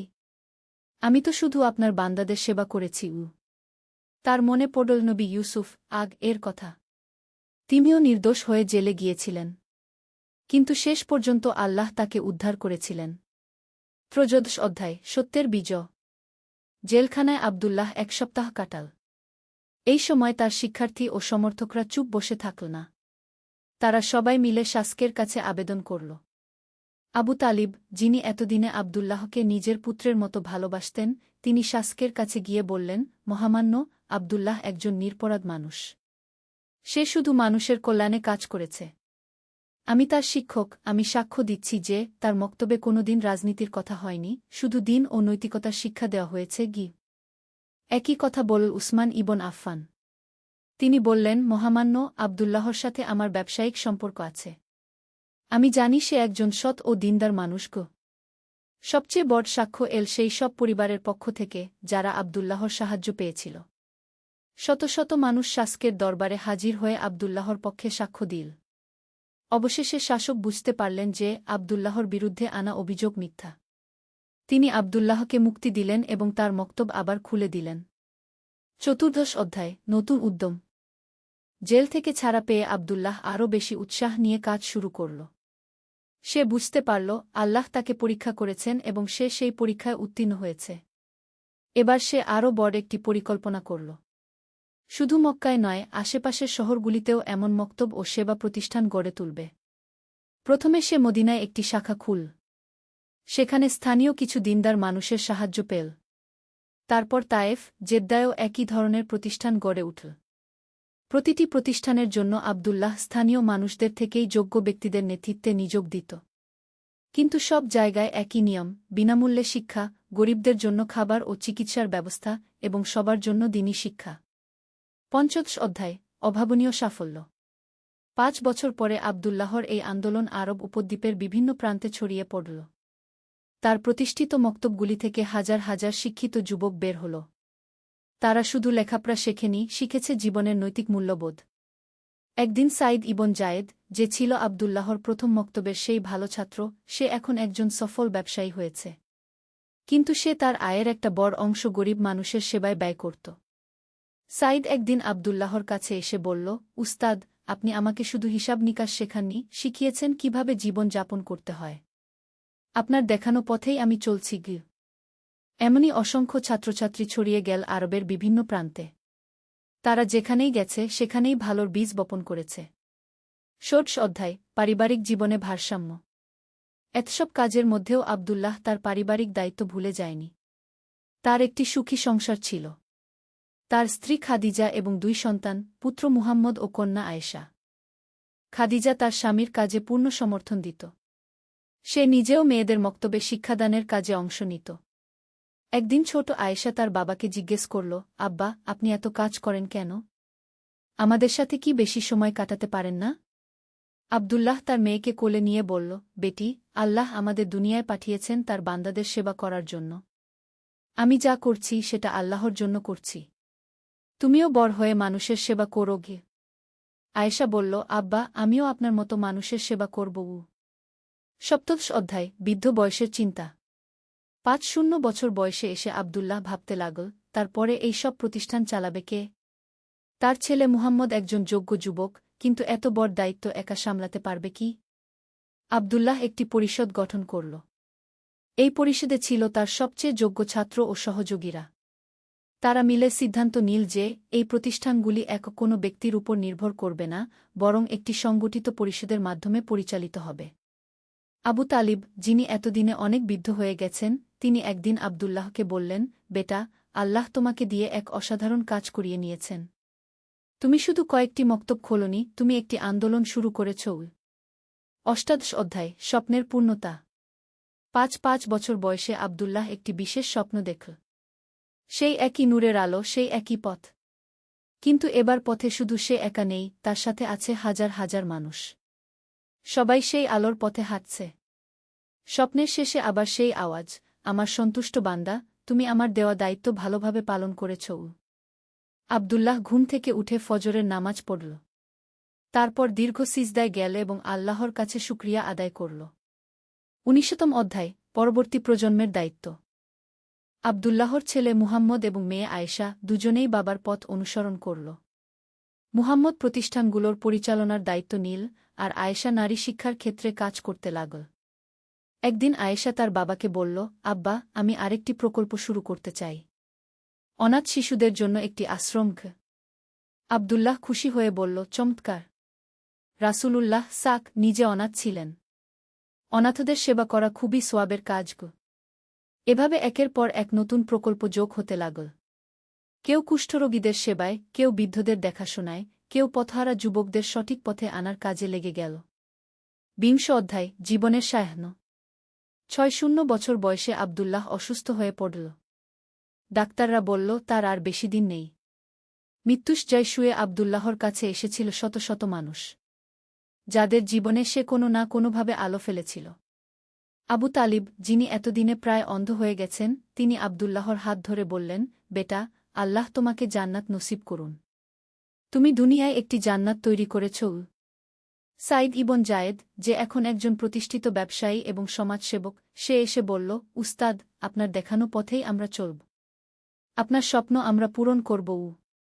উম্মে সালামা, সেই বিধবা মহিলা যে একসময় ভিক্ষা করত, সে এখন নিজেই একটি কুটির শিল্পের কারখানা চালা। সে কাঁদতে কাঁদতে বলল, ভাই, আপনি আমার এই জীবন দিয়েছেন। 21তম অধ্যায় চূড়ান্ত মুহূর্ত। মৃত্যুর আগের রাতে আবদুল্লাহ তার পরিবার ও ঘনিষ্ঠ সাথীদের ডেকে বলল, আমার প্রিয় মানুষেরা, আল্লাহ আমাকে একটি সুন্দর জীবন দিয়েছেন। আমি যা করেছি সবই আল্লাহর তৌফিকে। তোমরা এই কাজ চালিয়ে যেও। মনে রাখবে, প্রতিটি মানুষের সেবা করা মানে আল্লাহর সেবা করা। তার ছেলে মুহাম্মদ জিজ্ঞেস করল, আব্বা, আমাদের জন্য কোনো বিশেষ উপদেশ? আবদুল্লাহ বলল, বেটা, সবসময় মনে রাখবে, নিয়ত থাকতে হবে পরিষ্কার, কাজ করতে হবে আন্তরিকতা দিয়ে, আর সবকিছু আল্লাহর উপর ছেড়ে দিতে হবে। গর্ব করো না, কারণ সব সফলতা আল্লাহর পক্ষ থেকে। সেই রাতেই তাহাজ্জুদের সময় আবদুল্লাহ ইবন উমর আল্লাহর সান্নিধ্যে চলে গেল। তার শেষ কথা ছিল, লা ইলাহা ইল্লাল্লাহু মুহাম্মাদুর রাসূলুল্লাহ। 22তম অধ্যায় অবিস্মরণীয় উত্তরাধিকার। আবদুল্লাহর মৃত্যুর খবর পুরো আরব উপদ্বীপে ছড়িয়ে পড়ল। তার জানাজায় হাজার হাজার মানুষ উপস্থিত হল। রাজা, প্রজা, ধনীগরিব সবাই একসাথে তার জানাজার নামাজ পড়ল। কিন্তু আবদুল্লাহর আসল স্মৃতিস্তম্ভ ছিল তার প্রতিষ্ঠিত সেই সব প্রতিষ্ঠান। তার মৃত্যুর পরেও সেগুলি আরও শক্তিশালী হয়ে উঠল। তার ছেলে মুহাম্মদ বাবার স্বপ্ন বাস্তবায়ন করতে আরও দৃঢ়প্রতিজ্ঞ হল। সে বিভিন্ন দেশে প্রতিনিধি পাঠিয়ে এই আন্দোলন ছড়িয়ে দিতে লাগল। আয়েশা নারী শিক্ষার ক্ষেত্রে অগ্রণী ভূমিকা পালন করল। তার প্রতিষ্ঠিত নারী শিক্ষা প্রতিষ্ঠানগুলি থেকে বের হওয়া মেয়েরা সমাজের বিভিন্ন ক্ষেত্রে অবদান রাখতে লাগল। 23তম অধ্যায় দীর্ঘমেয়াদী প্রভাব। আবদুল্লাহর মৃত্যুর 10 বছর পর দেখা গেল, তার শুরু করা আন্দোলন আরব উপদ্বীপের সীমানা ছাড়িয়ে অন্যান্য দেশেও ছড়িয়েছে। মিশর, সিরিয়া, ইরাকেও এমন প্রতিষ্ঠান গড়ে উঠেছে। সবচেয়ে বড় কথা, এই প্রতিষ্ঠানগুলি শুধু শিক্ষাদান করেনি, তৈরি করেছে একদল আদর্শবান মানুষ, যারা যেখানেই গিয়েছে সেখানেই ন্যায়, সততা আর মানব সেবার বার্তা ছড়িয়েছে। একদিন এক বিদেশি ব্যবসায়ী, যে আরবে এসেছিল ব্যবসার কাজে, সে মন্তব্য করেছিল, এই আরব ভূমিতে আমি যে সততা আর সহানুভূতি দেখেছি, তা অন্য কোথাও দেখিনি। এখানকার মানুষের মধ্যে একটা আলাদা গুণ আছে। 24তম অধ্যায় শিক্ষা ও উপদেশ। আবদুল্লাহর জীবন থেকে আমরা যে শিক্ষা পাই। 1. স্বপ্নের গুরুত্ব। আল্লাহ কখনো কখনো স্বপ্নের মাধ্যমে তার বান্দাদের পথ দেখান, কিন্তু স্বপ্ন দেখার পাশাপাশি সেটা বাস্তবায়নের জন্য কাজ করতে হয়। 2. ধৈর্য ও অধ্যবসায়। ভালো কাজের পথে অনেক বাধা আসে, কিন্তু ধৈর্য ধরে এগিয়ে গেলে আল্লাহ সাহায্য করেন। 3. শিক্ষার গুরুত্ব। মানুষের সবচেয়ে বড় সেবা হল তাকে শিক্ষিত করা। শিক্ষা মানুষকে শুধু স্বাবলম্বী করে না, নৈতিক মানুষও বানা। 4. নারী শিক্ষা। ইসলামে নারী পুরুষ সবার শিক্ষার অধিকার সমান। সমাজের অর্ধেক জনগোষ্ঠী অশিক্ষিত থাকলে সমাজের প্রকৃত উন্নতি সম্ভব নয়। 5. সমাজসেবা। প্রত্যেক মুসলিমের দায়িত্ব হল সমাজের দুর্বল মানুষদের পাশে দাঁড়ানো।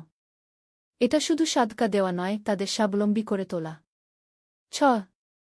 পারিবারিক ভারসাম্য। সমাজসেবার নামে পরিবারকে অবহেলা করা ঠিক নয়।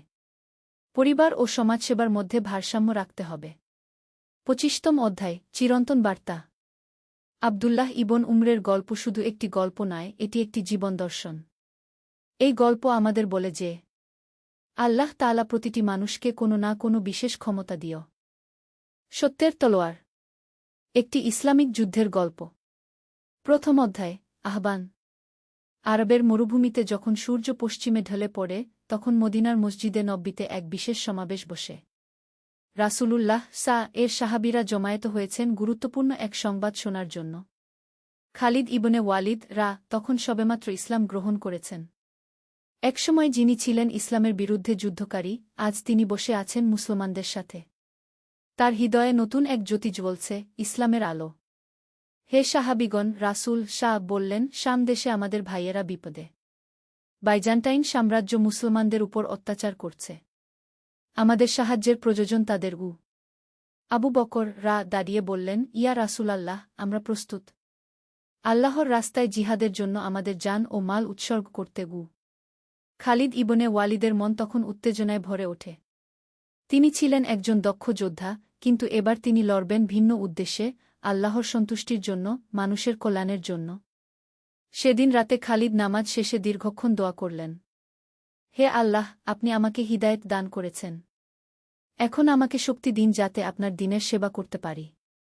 আমার অতীতের সব পাপ ক্ষমা করুন। দ্বিতীয় অধ্যায়, প্রস্তুতি। পরের দিন মুসলিম বাহিনীর প্রস্তুতি শুরু হল। আবু উবায়দা ইবনুল জাররাহ কে প্রধান সেনাপতি নিযুক্ত করা হল। সাথে ছিলেন ইকরিমা ইবনে আবু জাহল সুরাহবিল ইবনে হাসানা আমর ইবনুল আস এবং ইয়াজিদ ইবনে আবু সুফিয়ান খালিদ ইবনে ওয়ালিদকে ইরাক থেকে শাম অভিমুখে যাত্রার নির্দেশ দেওয়া হল। তিনি তার বাহিনী নিয়ে একটি কঠিন পথ বেছে নিলেন, সিরীয় মরুভূমির মধ্য দিয়ে। কেন এই কঠিন পথ? তার এক সহযোদ্ধা জিজ্ঞেস করল। কারণ, খালিদ বললেন, শত্রুরা কখনো ভাববে না যে আমরা এই অসম্ভব পথ দিয়ে আসব। আল্লাহর উপর তাওয়াক্কুল করে এগিয়ে চলি। মরুভূমির পথ ছিল ভয়ঙ্কর। পানির অভাব, প্রচণ্ড গরম এবং বালুর ঝড়। কিন্তু মুসলিম বাহিনী ছিল দৃঢ়প্রতিজ্ঞ। তারা জানত এই জিহাদ শুধু ভূমি জয়ের জন্য নয়, এটা সত্য ও ন্যায়ের জন্য। একদিন রাতে খালিদ তার সৈনিকদের সামনে ভাষণ দিলেন, হে মুজাহিদগণ, আমরা লড়ছি আল্লাহর রাস্তায়। আমাদের উদ্দেশ্য লুট বা হত্যা নয়। আমরা চাই মানুষের মুক্তি, ন্যায় বিচার প্রতিষ্ঠা। যারা শান্তি চায় তাদের সাথে শান্তি, যারা যুদ্ধ চায় তাদের সাথে যুদ্ধ। তৃতীয় অধ্যায়, প্রথম সংঘর্ষ। শামের প্রান্তে পৌঁছে খালিদের বাহিনী প্রথম বাইজান্টাইন ফাঁড়ির সম্মুখীন হল। এই ফাঁড়িটি ছিল কাজাক নামক স্থানে। বাইজান্টাইন সৈনিকরা ছিল ভারী অস্ত্রশস্ত্রে সজ্জিত, কিন্তু মুসলিমদের ছিল ঈমানের শক্তি। খালিদ তার অশ্বারোহী বাহিনী নিয়ে পার্শ্ব দিক দিয়ে আক্রমণের পরিকল্পনা করলেন। বিসমিল্লাহ, তিনি বললেন এবং ঘোড়া ছুটালেন। যুদ্ধ শুরু হল ফজরের নামাজের পর। মুসলিম সৈনিকরা লা ইলাহা ইল্লাল্লাহু মুহাম্মাদুর রাসূলুল্লাহ কি বলে আক্রমণ করল। তাদের সাহস আর একনিষ্ঠতা দেখে বাইজান্টাইন সৈনিকরা অবাক হয়ে গেল। কিন্তু যুদ্ধের মধ্যেও মুসলিমরা ইসলামের নীতি মেনে চলল। কোনো নিরস্ত্র ব্যক্তিকে হত্যা নয়, কোনো মহিলা বা শিশুর ক্ষতি নয়, কোনো ধর্মীয় প্রতিষ্ঠান ধ্বংস নয়। যুদ্ধ শেষে খালিদ বন্দী সৈনিকদের কাছে গিয়ে বললেন, তোমাদের কোনো ক্ষতি হবে না। তোমরা চাইলে ইসলাম গ্রহণ কর, না হলে জিজিয়া দিয়ে শান্তিতে থাক। আমরা জোর করি না। এক বাইজান্টাইন সেনাপতি জিজ্ঞেস করল, তোমরা কেমন মানুষ? তোমাদের ধর্ম কি শেখায়? খালিদ মৃদু হেসে বললেন, আমাদের ধর্ম শেখায় দয়া, ন্যায় বিচার এবং মানুষের কল্যাণ। আমরা এসেছি তোমাদের অত্যাচার থেকে মুক্তি দিতে, তোমাদের ক্ষতি করতে নয়। চতুর্থ অধ্যায়, দামেস্কের পথে। কাজাকের বিজয়ের পর খালিদের বাহিনী দামেস্কের দিকে এগিয়ে চলল। পথে তারা অন্যান্য মুসলিম বাহিনীর সাথে মিলিত হল। আবু উবায়দা এর নেতৃত্বে এক শক্তিশালী মুসলিম সেনাবাহিনী গঠিত হল। দামেস্ক তখন একটি গুরুত্বপূর্ণ বাণিজ্যিক নগর। সেখানে বাস করত বিভিন্ন ধর্মের মানুষ, খ্রিস্টান, ইহুদি এবং অন্যান্য। বাইজান্টাইন শাসকরা স্থানীয় জনগণের উপর কঠোর শাসন চালাত এবং ভারী কর আদায় করত। যুদ্ধের আগে আবু উবায়দা একটি চিঠি পাঠালেন দামেস্কের গভর্নরের কাছে, আমরা তোমাদের ক্ষতি চাই না। ইসলাম গ্রহণ কর অথবা জিজিয়া দিয়ে শান্তিতে থাক। যুদ্ধ কর যদি তোমরা চাও। সিদ্ধান্ত তোমাদের। গভর্নর চিঠির জবাব দিল তলোয়ার দিয়ে। দামেস্কের চারপাশে প্রতিরক্ষা ব্যূহ তৈরি করা হল। পঞ্চম অধ্যায়, দামেস্কের অবরোধ। দামেস্ক অবরোধ শুরু হল। এটি ছিল একটি দীর্ঘমেয়াদী কৌশল। মুসলিম বাহিনী শহরটিকে ঘিরে রাখল, কিন্তু তারা কোনো নিরীহ মানুষের ক্ষতি করল না। অবরোধের সময় একটি অসাধারণ ঘটনা ঘটল। শহরের ভেতর খাদ্যাভাব দেখা দিলে আবু উবায়দা আদেশ দিলেন যাতে মহিলা, শিশু এবং বৃদ্ধদের জন্য খাবার পাঠানো হয়। কিন্তু এরা তো আমাদের শত্রু, একজন সৈনিক বলল। না, আবু উবায়দা জবাব দিলেন, এরা আমাদের ভবিষ্যৎ ভাইবোন। ইসলাম আমাদের শেখায় মানুষের সেবা করতে, তাদের কষ্ট লাঘব করতে। এই দয়ার কাজ দেখে শহরের অনেক অধিবাসীর মন পরিবর্তন হতে লাগল। তারা বুঝতে পারল যে এই মুসলিমরা সত্যিকারের ভিন্ন। অবরোধের 1 মাস পর শহরের একদল খ্রিস্টান নেতা গোপনে মুসলিম শিবিরে এসে বলল, আমরা তোমাদের সাথে সন্ধি করতে চাই। তোমরা যা বলছ তা কি সত্য? তোমরা কি সত্যিই আমাদের ধর্মের স্বাধীনতা দেবে? আবু উবায়দা তাদের আশ্বস্ত করলেন, আল্লাহর কসম, আমরা তোমাদের উপাসনালয় ধ্বংস করব না, তোমাদের ধর্ম পালনে বাধা দেব না। শুধু ন্যায্য কর দাও এবং শান্তিতে থাকু। 6ষ্ঠ অধ্যায়, রাতের আক্রমণ। কিন্তু বাইজান্টাইন গভর্নর ছিলেন অন্ধ। তিনি শান্তি চাইতেন না। একদিন রাতে তিনি গোপনে মুসলিম শিবিরে আক্রমণের পরিকল্পনা করলেন। খালিদ ইবনে ওয়ালিদ তার গুপ্তচরদের মাধ্যমে এই সংবাদ পেলেন। তিনি আবু উবায়দার কাছে গিয়ে বললেন, আমির, আজ রাতে তারা আমাদের উপর অতর্কিত আক্রমণ করবে। আমাদের প্রস্তুত থাকতে হবে কি? তাহলে আমরাও পাল্টা আক্রমণ করি, একজন সাহাবী বললেন। না, আবু উবায়দা বললেন, আমরা প্রতিরক্ষায় থাকব। আমরা প্রথম আক্রমণ করি না, তবে নিজেদের রক্ষার অধিকার আছে কি? রাত গভীর হলে বাইজান্টাইন সৈনিকরা আক্রমণ করল। কিন্তু মুসলিমরা ছিলেন প্রস্তুত। তাহাজ্জুদের নামাজ পড়ে তারা জাগ্রত ছিলেন। আল্লাহু আকবার! মুসলিম সৈনিকদের তাকবীরের আওয়াজে রাতের নিস্তব্ধতা ভেঙে গেল। যুদ্ধ ছিল তীব্র কিন্তু দীর্ঘস্থায়ী নয়। মুসলিমদের সুসংগঠিত প্রতিরক্ষা এবং খালিদের কৌশলগত দক্ষতার কাছে বাইজান্টাইন আক্রমণ ব্যর্থ হল। প্রভাত হলে দেখা গেল অনেক বাইজান্টাইন সৈনিক আহত। মুসলিমরা তাৎক্ষণিক তাদের চিকিৎসার ব্যবস্থা করল। কেন তোমরা আমাদের সেবা করছ? এক আহত সৈনিক জিজ্ঞেস করল। কারণ তুমি একজন মানুষ, একজন মুসলিম চিকিৎসক বলল, আমাদের ধর্ম বলে সকল মানুষের সেবা করব। 7ম অধ্যায়, সন্ধির প্রস্তাব। রাতের যুদ্ধের পর দামেস্কের অনেক সৈনিক এবং নাগরিক মুসলিমদের চরিত্র দেখে মুগ্ধ হল। তারা দেখল যে এই যোদ্ধারা শুধু যুদ্ধ করেন না, তারা দয়া ও ন্যায়বিচার প্রতিষ্ঠা করেন। দামেস্কের একদল প্রধান নাগরিক গভর্নরের কাছে গিয়ে বলল, আমাদের আর যুদ্ধ চালিয়ে যাওয়া উচিত নয়।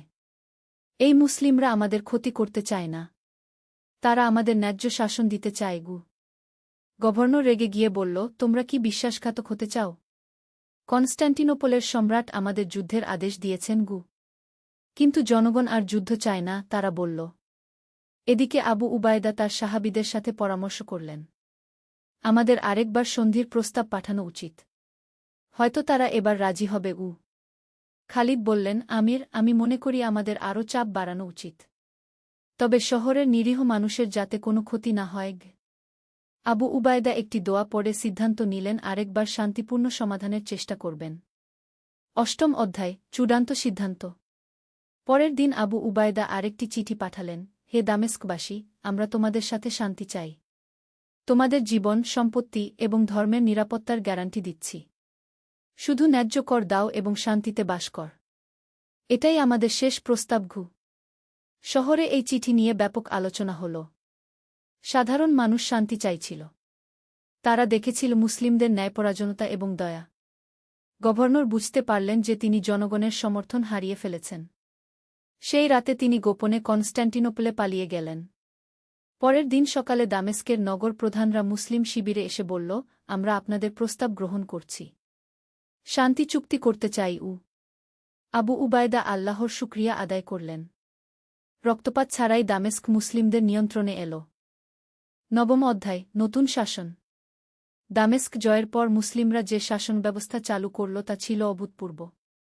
তারা প্রতিশ্রুতি অনুযায়ী সকল ধর্মের মানুষের নিরাপত্তা নিশ্চিত করল। খ্রিস্টানরা তাদের গির্জায় প্রার্থনা করতে পারত, ইহুদিরা তাদের সিনাগ্গে উপাসনা করতে পারত। কেউ জোর করে ইসলাম গ্রহণ করতে বলেনি। একদিন একটি খ্রিস্টান পরিবার আবু উবায়দার কাছে এসে বলল, আপনাদের ন্যায়বিচার দেখে আমরা মুগ্ধ। আমরা ইসলাম সম্পর্কে জানতে চাই। আবু উবায়দা তাদের সাথে দীর্ঘ আলোচনা করলেন ইসলামের মূলনীতি নিয়ে।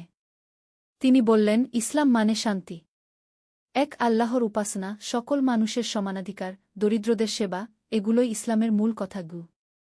সেই পরিবার এবং আরও অনেকে স্বেচ্ছায় ইসলাম গ্রহণ করল। তারা বুঝতে পারল যে এই ধর্ম তাদের মুক্তি দিচ্ছে। মুসলিম শাসনে দামেস্কের অর্থনৈতিক অবস্থার উন্নতি হল। দুর্নীতি কমে গেল, ন্যায়বিচার প্রতিষ্ঠিত হল এবং জনগণ শান্তিতে বাস করতে লাগল। 10ম অধ্যায়, ইয়ারমুকের প্রান্তরে। কিন্তু বাইজান্টাইন সাম্রাজ্য হার মানতে রাজি ছিল না। সম্রাট হেরাক্লিয়াস একটি বিশাল বাহিনী পাঠালেন দামেস্ক পুনর্দখল করার জন্য। এই বাহিনী ছিল 1 লক্ষেরও বেশি সৈনিকের। মুসলিম বাহিনী তখন মাত্র 30,000-এর মতো। সংখ্যার দিক থেকে তারা ছিল অনেক পিছিয়ে। খালিদ ইবনে ওয়ালিদ আবু উবায়দার কাছে বললেন, আমির, আমাদের উচিত ইয়ারমুকের প্রান্তরে তাদের মোকাবেলা করা। সেখানে আমরা কৌশলগত সুবিধা পাব। আবু উবায়দা সকল সেনাপতিদের সাথে পরামর্শ করে সিদ্ধান্ত নিলেন ইয়ারমুকে যাওয়ার। যাত্রার আগে মুসলিম বাহিনী বিশেষ নামাজ আদায় করল। তারা জানত এটি হবে একটি নির্ণায়ক যুদ্ধ। হে আল্লাহ, আবু উবায়দা দোয়া করলেন, আমরা লড়ছি আপনার দিনের জন্য, মানুষের মুক্তির জন্য। আমাদের সাহায্য করুন। 11 অধ্যায়, সিদ্ধান্তের যুদ্ধ। ইয়ারমুকের প্রান্তরে 2 বাহিনী মুখোমুখি হল। একদিকে বাইজান্টাইনদের বিশাল বাহিনী, অন্যদিকে মুসলিমদের ছোট কিন্তু দৃঢ়প্রতিজ্ঞ সৈন্যদল। যুদ্ধ শুরুর আগে আবু উবায়দা তার সৈনিকদের সামনে ভাষণ দিলেন, হে মুজাহিদগণ, আমরা সংখ্যায় কম কিন্তু আমাদের সাথে আছে আল্লাহর সাহায্য। আমরা লড়ছি সত্যের জন্য। জান্নাত আমাদের অপেক্ষা করছে। খালিদ ইবনে ওয়ালিদ তার বিখ্যাত উচ্চাদ কৌশল প্রয়োগ করার পরিকল্পনা করলেন।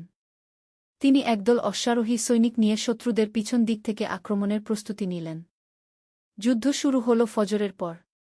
আল্লাহু আকবার, এই গগনবিদারী আওয়াজে ইয়ারমুকের প্রান্তর কেঁপে উঠল। প্রথম দিকে বাইজান্টাইনরা তাদের সংখ্যাধিক্যের সুবিধা নিয়ে এগিয়ে এল। কিন্তু মুসলিমরা ছিল অটল। তারা জানত এই যুদ্ধ শুধু একটি ভূখণ্ডের জন্য নয়, এটা সত্য ও মিথ্যার মধ্যে, ন্যায় ও অন্যায়ের মধ্যে। দুপুরের দিকে খালিদ তার গোপন পরিকল্পনা বাস্তবায়ন করলেন। তিনি তার অশ্বারোহী বাহিনী নিয়ে বাইজান্টাইনদের পেছন দিক দিয়ে আক্রমণ করলেন। এই অতর্কিত আক্রমণে শত্রুবাহিনী বিশৃঙ্খল হয়ে পড়ল। সাইফুল্লাহ, আল্লাহর তলোয়ার, মুসলিম সৈনিকরা খালিদের নাম ধরে চিৎকার করতে লাগল। 12 অধ্যায়, বিজয়ের মুহূর্ত। ইয়ারমুকের যুদ্ধ 3 দিন স্থায়ী হল। তৃতীয় দিন সন্ধ্যার দিকে বাইজান্টাইন বাহিনী পরাজয় স্বীকার করে পিছু হটল। এই বিজয় ছিল ইসলামের ইতিহাসে এক মাইলফলক। যুদ্ধ শেষে আবু উবায়দা সিজদায় পড়ে গেলেন। আলহামদুলিল্লাহ, তিনি আল্লাহর শুকরিয়া আদায় করলেন। কিন্তু বিজয়ের মুহূর্তেও মুসলিমরা তাদের নীতি ভুলে যাননি। আহত শত্রুসৈনিকদের চিকিৎসা করা হল, বন্দীদের সাথে সদয় ব্যবহার করা হল। একজন বাইজান্টাইন জেনারেল খালিদের কাছে এসে বলল, তোমাদের মতো যোদ্ধা আমি কখনো দেখিনি। তোমরা জয়ী হয়েও দয়া দেখাও, এটা কেমন সম্ভব? খালিদ জবাব দিলেন, আমাদের ধর্ম আমাদের শেখায় বিজয়ী হয়েও বিনয়ী থাকতে। আমরা যুদ্ধ করি শান্তি প্রতিষ্ঠার জন্য, প্রতিশোধের জন্য নয়। সেই জেনারেল এবং আরও অনেকে সেদিন ইসলাম গ্রহণ করলেন।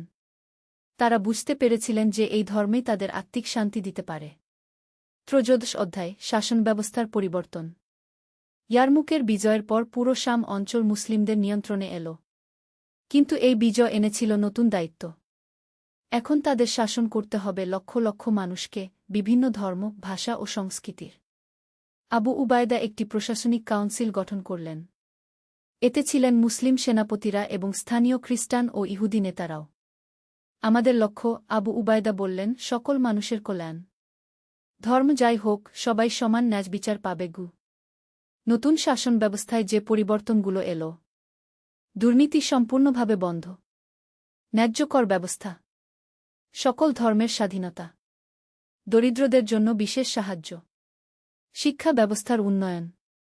একদিন এক খ্রিস্টান বৃদ্ধ আবু উবায়দার কাছে এসে বলল, আমি 8 বছর বয়সে এসে দেখলাম প্রকৃত ন্যায়বিচার কাকে বলে। বাইজান্টাইন শাসনে আমরা কখনো এমন শান্তি পাইনি। 14 অধ্যায়, সহাবস্থানের উদাহরণ। মুসলিম শাসনাধীন শামে একটি অসাধারণ সভ্যতার বিকাশ ঘটল। এখানে মুসলিম, খ্রিস্টান, ইহুদি সবাই মিলেমিশে বাস করতে লাগল। দামেস্কে একটি বাজারে দেখা যেত মুসলিম, খ্রিস্টান এবং ইহুদি ব্যবসায়ীরা একসাথে ব্যবসা করছেন। কেউ কারো ধর্ম নিয়ে বিতর্ক করতেন না, সবাই নিজ নিজ বিশ্বাস পালন করতেন। একদিন শুক্রবার জুমার নামাজের সময় দেখা গেল একটি অভূতপূর্ব দৃশ্য। মসজিদের পাশের খ্রিস্টান গির্জায় আগুন লেগে গেছে। মুসলিমরা তৎক্ষণাৎ নামাজ ছেড়ে আগুন নেভাতে সাহায্য করল। কেন তোমরা নামাজ ছেড়ে এলে? একজন খ্রিস্টান জিজ্ঞেস করল। কারণ, একজন মুসলিম বলল, মানুষের সেবা আল্লাহর ইবাদতের অংশ। তোমাদের উপাসনালয় রক্ষা করাও আমাদের দায়িত্ব। এই ঘটনার পর অনেক খ্রিস্টান পরিবার ইসলাম সম্পর্কে আগ্রহী হয়ে উঠল। পঞ্চদশ অধ্যায়, শিক্ষা ও জ্ঞানের বিস্তার।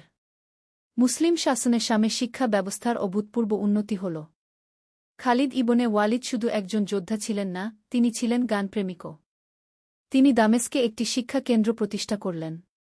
এই কেন্দ্রে শেখানো হতো কুরআন ও হাদিস, আরবি ভাষা ও সাহিত্য, গণিত ও জ্যোতির্বিদ্যা, চিকিৎসাবিদ্যা, দর্শন ও নীতিশাস্ত্র। মজার বিষয় হল, এই শিক্ষা কেন্দ্রে শুধু মুসলিমরাই নয়, খ্রিস্টান এবং ইহুদি ছাত্ররাও পড়াশোনা করত। জ্ঞানের ক্ষেত্রে কোনো ধর্মীয় বাধা ছিল না। একদিন এক ইহুদি পণ্ডিত খালিদের কাছে এসে বললেন, আপনাদের এই জ্ঞানপ্রেম আমাকে অভিভূত করেছে। ইসলাম সত্যিই জ্ঞানের ধর্ম? খালিদ বললেন, আমাদের রাসূল শাহ বলেছেন, জ্ঞান অর্জন করা প্রতিটি মুসলিমের উপর ফরজ। আমরা সবার কাছ থেকে জ্ঞান নিতে চাই এবং সবাইকে জ্ঞান দিতে চাই। ষোড়শ অধ্যায়, চূড়ান্ত পরীক্ষা। কিছু বছর পর আবার একটি বড় চ্যালেঞ্জ এল। পার্শ্ব থেকে একটি বিদ্রোহী গোষ্ঠী শামে আক্রমণ করার হুমকি দিল। তারা দাবি করল যে তারাই প্রকৃত ইসলাম প্রতিষ্ঠা করবে। এই গোষ্ঠীর নেতা ছিল মুসাজলামা নামক একজন মিথ্যা নবী দাবিদার। তার অনুসারীরা শামের মুসলিমদের বিরুদ্ধে প্রচারণা চালাচ্ছিল। আবু উবায়দা এই সংকটে খুবই চিন্তিত হলেন। তিনি খালিদের সাথে পরামর্শ করলেন। এটি আরও কঠিন চ্যালেঞ্জ, খালিদ বললেন, কারণ এরা মুসলিম নাম দিয়ে ইসলামের বিরুদ্ধে লড়ছে। আমাদের খুব সাবধানে এগোতে হবে। আবু উবায়দা সিদ্ধান্ত নিলেন প্রথমে শান্তিপূর্ণ সমাধানের চেষ্টা করবেন। তিনি মুসায়লামার কাছে একটি দূত পাঠালেন। দূত ফিরে এসে জানাল যে মুসায়লামা কোনো সমঝোতায় রাজি নয়। সে নিজেকে নবী দাবি করে চলেছে। সপ্তদশ অধ্যায়, বিভ্রান্তির বিরুদ্ধে। মুসায়লামার বিরুদ্ধে অভিযানের আগে আবু উবায়দা তার বাহিনীকে বিশেষ প্রশিক্ষণ দিলেন। এটি শুধু শারীরিক যুদ্ধ নয়, ছিল মতাদর্শিক যুদ্ধ। মনে রেখো, আবু উবায়দা বললেন, আমরা মুসায়লামার সাথে যুদ্ধ করছি, তার অনুসারীদের সাথে নয়। তারাও আমাদের মুসলিম ভাই, শুধু বিভ্রান্ত হয়ে গেছে। যুদ্ধক্ষেত্রে গিয়ে দেখা গেল মুসায়লামার অনেক অনুসারী আসলে সাধারণ মানুষ, যারা তার মিথ্যা প্রচারণায় বিভ্রান্ত হয়েছে। যুদ্ধ শুরুর আগে খালিদ তার সৈনিকদের বললেন, যারা আত্মসমর্পণ করবে তাদের ক্ষমা করবে। যারা সত্য বুঝতে পারবে তাদের স্বাগত জানাবে। যুদ্ধ হল কিন্তু অনেক রক্তপাত ছাড়াই। কারণ যুদ্ধের মাঝেই অনেক বিভ্রান্ত অনুসারী সত্য বুঝতে পেরে মুসলিম বাহিনীতে যোগ দিল। মুসায়লামা নিহত হওয়ার পর তার বাকি অনুসারীরা আত্মসমর্পণ করল। আবু উবায়দা তাদের সবাইকে ক্ষমা করে দিলেন এবং তাদের আবার প্রকৃত ইসলামের শিক্ষা দিলেন। অষ্টাদশ অধ্যায়, উত্তরাধিকার। বছরগুলো কেটে গেল। শামে ইসলামী শাসন দৃঢ়মূল হল। খালিদ ইবনে ওয়ালিদ বিদ্ধ হয়ে গেলেন, কিন্তু তার সাহস ও ঈমান ছিল অটুট। একদিন তিনি তার ছেলেদের কাছে বললেন, আমি জীবনে অনেক যুদ্ধ করেছি, কিন্তু মনে রেখো, আমরা যুদ্ধ করেছি শান্তি প্রতিষ্ঠার জন্য। তোমরাও এই পথে চলবে।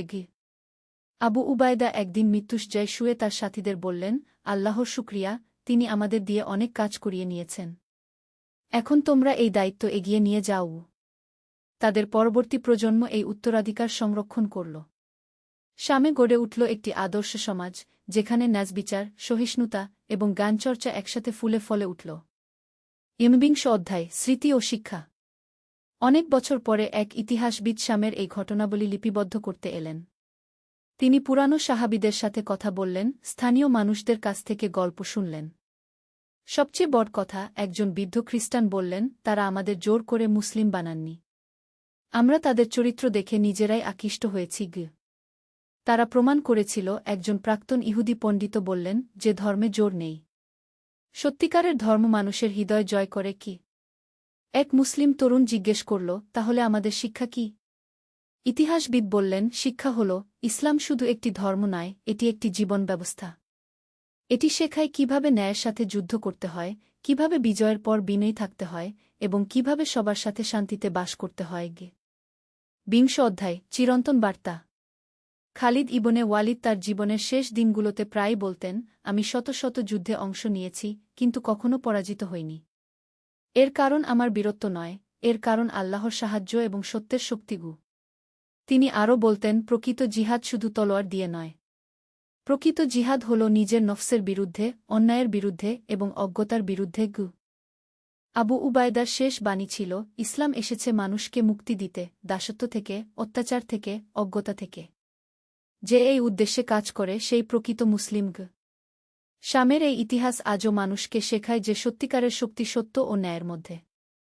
যারা মানুষের কল্যাণে কাজ করে, আল্লাহ তাদের সাহায্য করেন। উপসংহার: সত্যের তলোয়ার শুধু লোহার তৈরি নয়, এটি তৈরি উমান, ন্যায়বিচার এবং মানবতার ভালোবাসা দিয়ে। খালিদ ইবনে ওয়ালিদ, আবু উবায়দা এবং তাদের সাথীরা দেখিয়েছিলেন যে প্রকৃত বিজয় হল মানুষের হৃদয় জয় করা। আজকের যুগেও এই শিক্ষা প্রাসঙ্গিক। যারা ইসলামের সত্যিকারের অনুসারী, তারা সহিষ্ণু, দয়ালু এবং ন্যায়বিচারক।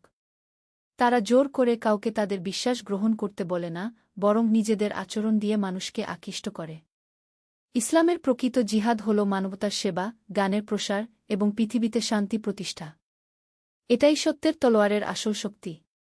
তোমাদের মধ্যে যারা ঈমান এনেছে এবং সৎকর্ম করেছে, আল্লাহ তাদের প্রতিশ্রুতি দিয়েছেন যে তিনি অবশ্যই তাদেরকে পৃথিবীতে খলিফা বানাবেন গু।